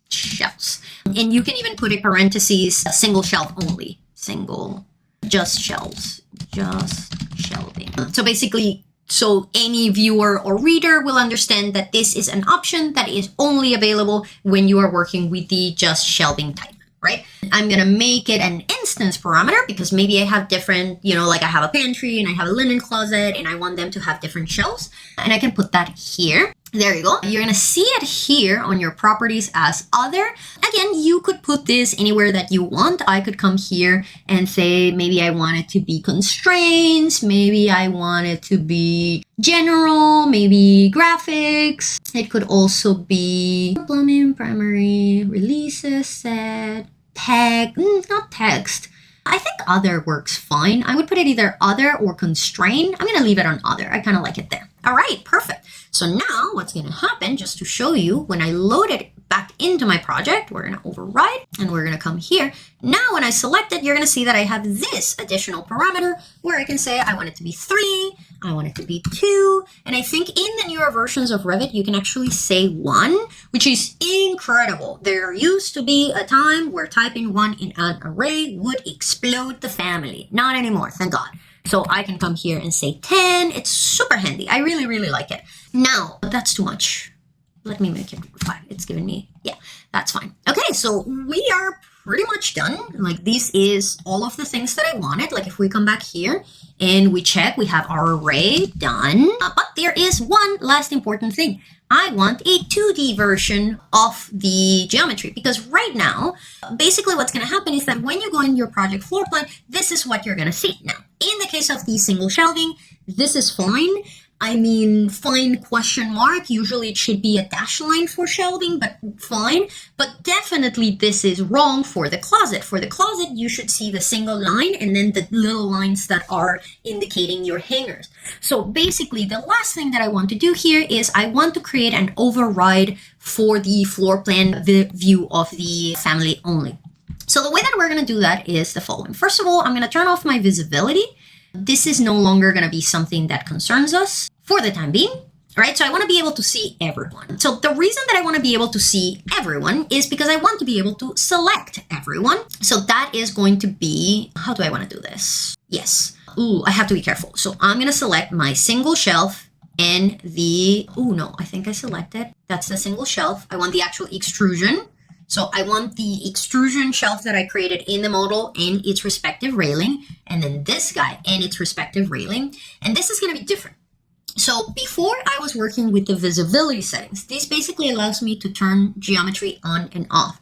This is not that. What I want to do is I basically want to create a constraint where I tell Revit that I want something to be visible in some views, but not others. So this is not the same as turning things on and off because it's automatic.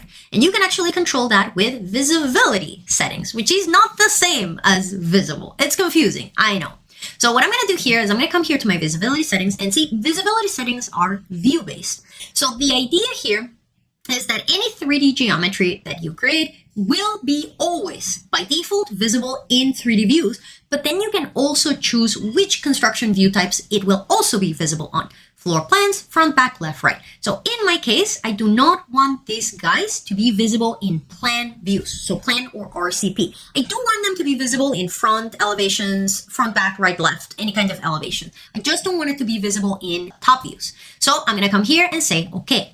Again, for the shelving itself, like my just shelving, it doesn't matter because again, it is a line. Sometimes it's a dash line, not always. Like if you really want to change it, and I'm going to change it here just for demonstration purposes, you would go inside and then you select the geometry. Because again, remember, this is a geometry property. If you select the array, it's not going to give you the option. You have to go inside the array. And then here, see, I can do visibility settings, not on floor plans. I'm going to go okay. I'm going to go okay. And I'm going to go, okay, just to show you how this works, I'm going to come here, save, and load it back into my project, and you're going to see the difference. So I'm going to override, and immediately my geometry disappears. And you're like, oh my God, where did it go? It's not gone. If I go to the 3D view, it is still there. I have just given an instruction to Revit that is, this geometry is not visible in floor plans and RCPs, so basically top views. So why would I do that? Well, because then what I can do is I can create my own simplified 2D version of it. So now I can come here and say, I want to turn back my preview visibility on and see how these guys disappear. That's fine. So what I'm going to do now is I'm going to go to annotate. Because what I want to do is I actually want to use details, 2D details. So this is basically the way that my closet is going to look in floor plans. I'm going to use a symbolic line. And what I want to do here is I want to make sure that it is a dash line. So basically you have generic, so projection, if I remember correctly, is a straight line, and cut means that it's above, so it's a dash line. I want to use dash line. So if you go here, is it not? I am very bad remembering my line types. Projection? No. It should be... Oh, no, hidden. Jesus. There. Hidden. I want it to be hidden on projection. Yes, that's fine. Perfect. The difference between projection and cut is that projection means that it's going to show no matter what the height is. Cut means that it will depend on the cut. So if the view cut is, like if the geometry is above the view cut, it will not be visible. So I do want it to be projection. Perfect. Okay, so this is going to be for my shelving. So this is going to be 400 millimeters. Yes. And what I'm going to do here, I think it should already be by default aligned and lock, but I can always test it. Length 2000, apply. Yes, it is already by default because when I drew it between the reference planes. And again, Revit understood that I do want it to be locked to my reference planes. Perfect. If you're not sure, you can always go plane and then see point and then lock and then plane, point, and look. Again, not mandatory in this case. So again, I want my shelf to be a projection line, and then I want the rail itself to be a continuous line. So I'm gonna go back to my symbolic line. This one will not be hidden. This one is just going to be generic model projection. So projection again means that it goes all the way, like height doesn't matter. And this one here, we said that we wanted it to be 225? 225, I think is what we said. Perfect. And once again, I'm not going to trust it. I'm going to come here and say 2000. For my length, perfect. It is working correctly. Awesome, awesome, awesome. Okay, so now the last thing that I want to do is a little bit of the same switcheroo that I did with the view of the geometry. The reason for it is because obviously this guy should not be visible when the type is shelving only. But also, usually when you are doing railing closet, you do not show the shelf projection. You only show the railing. So basically, I want to be able to turn it on and off these guys. So this guy, you have the same visibility parameters. So this guy, I'm going to give it to my top shelf because my top shelf is visible with the single and the double. So that is going to be for this guy. See, it disappears because of the type that I've chosen. And then this guy here is going to be for my just shelving. Okay, so again, if I want to change who I see, all I need to do is switch here to, let's say, single shelf. Doesn't matter. Perfect. Almost done. Now, the last thing that I want to do is I want to have clothes in my rail. Again, this is just the usual demonstration of a clothing rack. And what I want to do, because this is a linear family, a line-based family, I want to be able, I don't want to just have 3 pieces of clothing and that's it. I want this to be able to add more clothes depending on how long my closet is, okay? So we are going to do an array again. And this array is going to, once again, be using nesting family. Again, this is just the way that I default. Like, I'm not saying that everyone has to do things exactly the same way that I do them. I'm just saying that in my brain, it just makes sense to do it this way, okay? So I am going to come here and I'm going to do exactly the same thing that I did with the shelving. I'm going to go new, family, and I'm going to go with generic, just metric generic model. Again, anytime that I work with an array in Revit families, I find that it's just like, it just solves a lot of problems to make it a nested family. Is it mandatory? Again, no. If the family is not going to move, it's not going to change, it's not going to be parametric in any way, you don't need to make it as a nested family. But if you do want to be able to change it, this is the easiest way. So what I'm going to do here is I'm going to use this as basically like a center. So what I want to do, I'm going to go directly to annotate, and I want to start just by creating kind of like the space where my clothing rack is going to be, or I can just draw the clothing rack. The reason that I'm saying it is because, again, like if we go back to the Google here, we said that the length of a clothing rack is 441 millimeters. So let's say we're going to go 441, whatever. Okay, cool. And now what I'm going to do is I'm going to put one here. Oh, what did I do? I'm going to MV for move. Yes. What is going on? Revit. MV. There you go. That's what I wanted to do. And I'm going to put this guy right in the middle. And then what I'm going to do is I'm going to copy 2 more guys. And I'm going to rotate them a little bit just so, you know, it's a little bit more fun and interesting. I'm going to place my rotation here. And this guy's going to be like that. And then I'm going to have another guy that is going to be mirrored, copying. Yes, like that. Oop, yeah, because then when I copy, so basically what I'm trying to think is like when I copy, it's going to do some, I don't like that. Let's do things differently. I want to move you. How much distance? See, this is my problem. I don't do things organically. Everything has to have a number. And this is my personal cross to bear. So that's fine. I'm going to try not to be that person. So I'm going to go V, and basically I'm just going to move this guy a little bit off to the side. Like half of whatever that is. Yes. Oh no, without copying. Whatever. That's fine. I'm going to delete you. I'm going to delete you. So see, basically I have line in the middle, this guy. So that's the closet. Yes.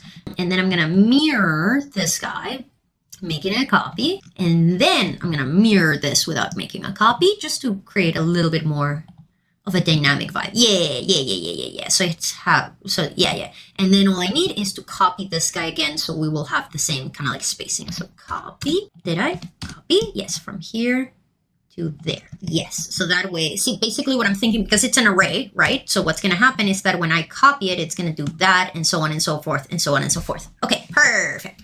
So the last thing that I want to do is For my placement, is it easier?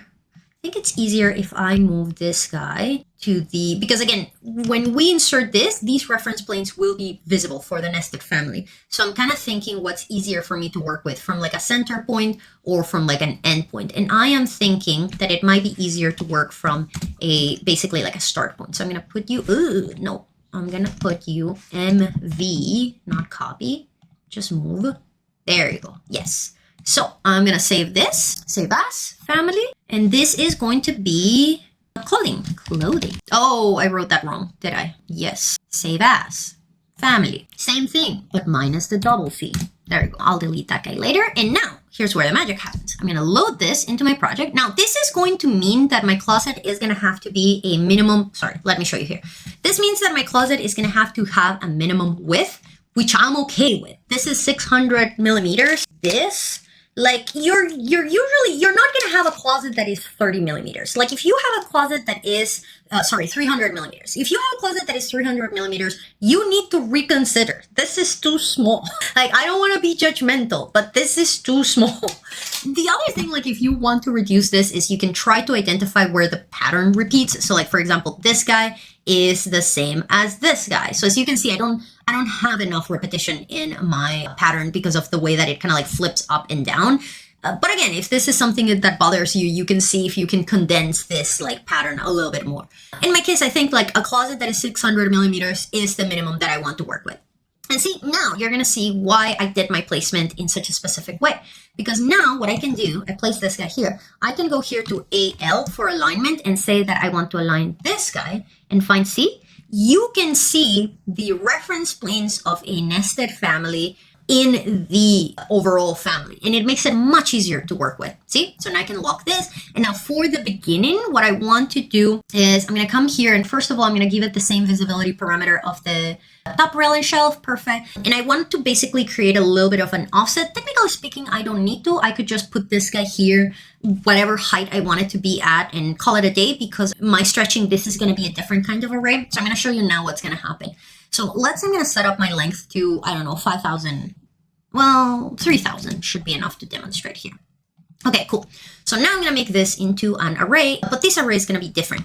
AR, this is going to be a first and second, because basically what I want to do is I'm going to create a formula that is going to help Revit understand that as my length increases, it should add more items to the array. So that's going to be a little bit spicy, but it's going to be fine.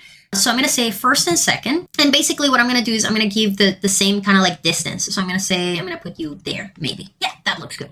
So sure, let's leave it at 2, and that's it. So that is my array. So again, the problem is that right now, if I would want to change the number of lines in my closet, I would have to manually add them or whatnot. So what I want to do here is I want to create a formula so Revit knows as my length grows, the number of items in my array should grow. So in order to do that, first of all, I need to make my array parametric. So I'm going to select it in the same way that I did with my number of shelves. I'm going to add here a parameter, which is going to be, I'm just going to call it array. Sure. And this is going to be, it can be a type parameter. No, it has to be an instance parameter, because again, it will change depending on the closet that I make. And also we're going to be using formulas. In formulas, one of the important rules of formulas is that it has to be type parameters to type parameters, instance parameters to instance parameters if you're writing a formula. Basically, I want to write a formula that ties this parameter to this parameter here. So how does that work? Well, it's a little bit spicy. See, there's my array. Now, the rule here is that you cannot have the parameter itself within your formula.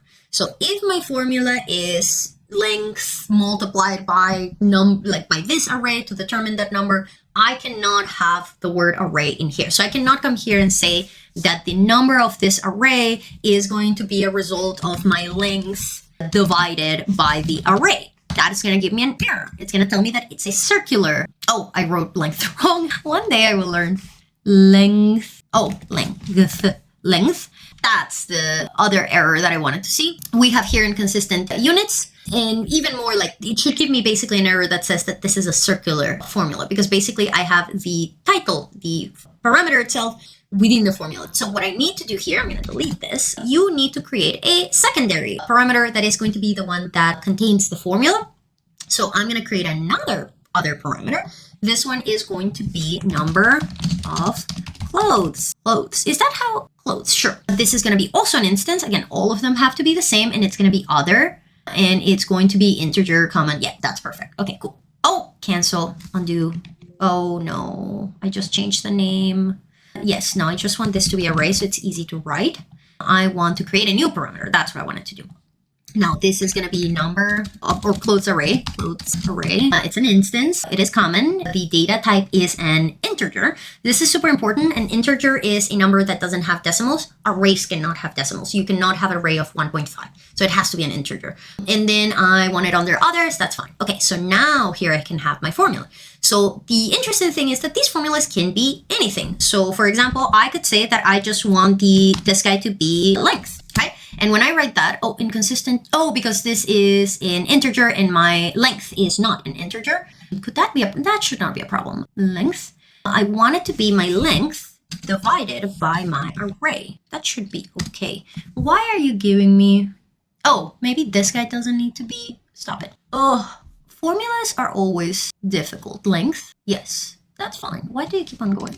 There. I should be able to, maybe this guy doesn't need to, oh, it should not be, it has to be an integer because again, it's an array, integer. The problem is, but I've written formulas where I have, no, I want to pick this guy and it's not going to let me edit it. I have had formulas where it's like my length divided by, so that should not be a problem. For my length is going to be, yeah, it should not be a problem. I should be able to say length divided by array, inconsistent units. Can I stop it? Oh yeah, it's going to keep on giving me that error. Can I change? I should not be able to change this out of being an integer because it is an array. And it's not the parameter. I can jump all around. Instance, and this is length. What happens if I try this with anyone else?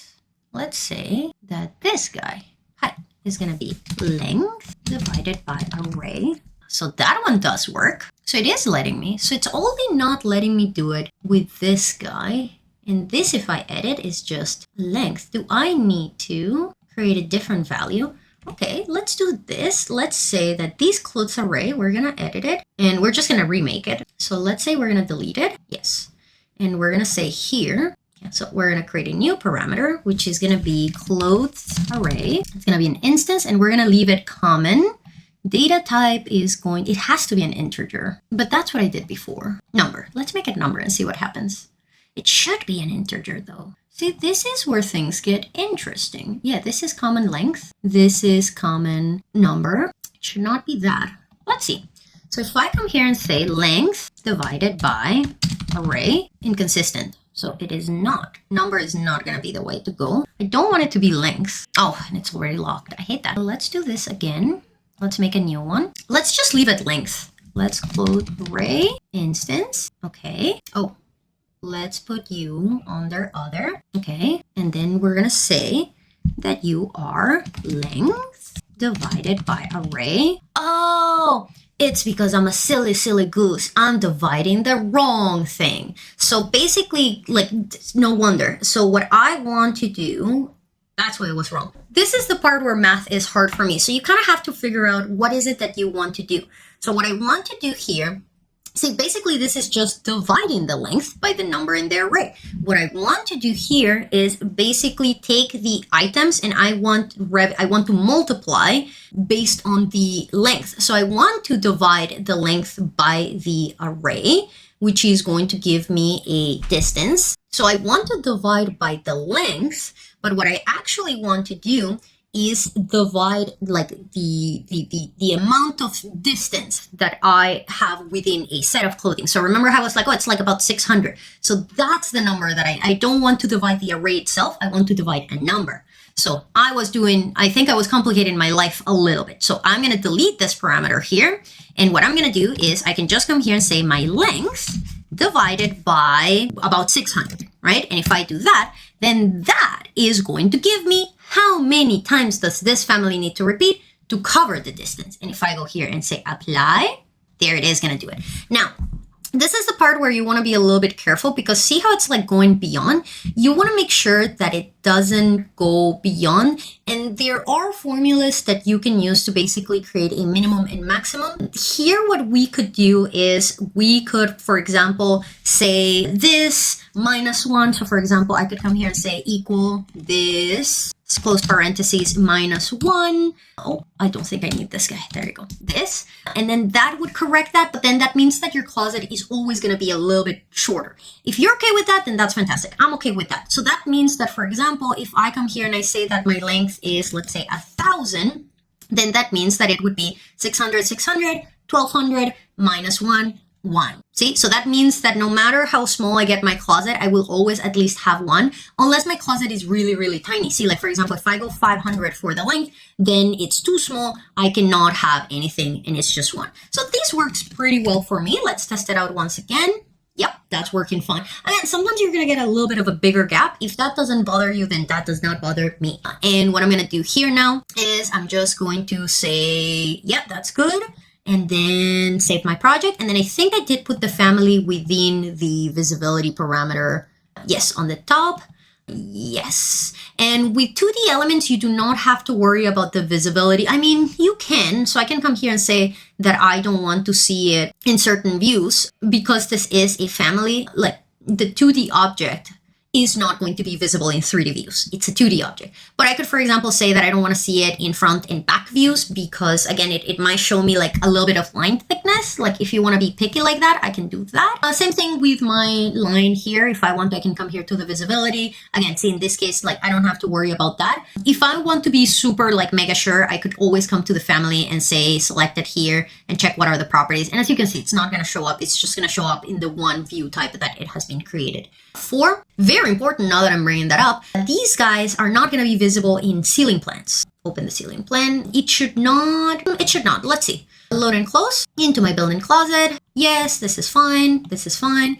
Let's save and reload, hopefully for the last time. Let me just make sure this guy is in. Yes, top shelf. Yeah, I think I have everything that I need.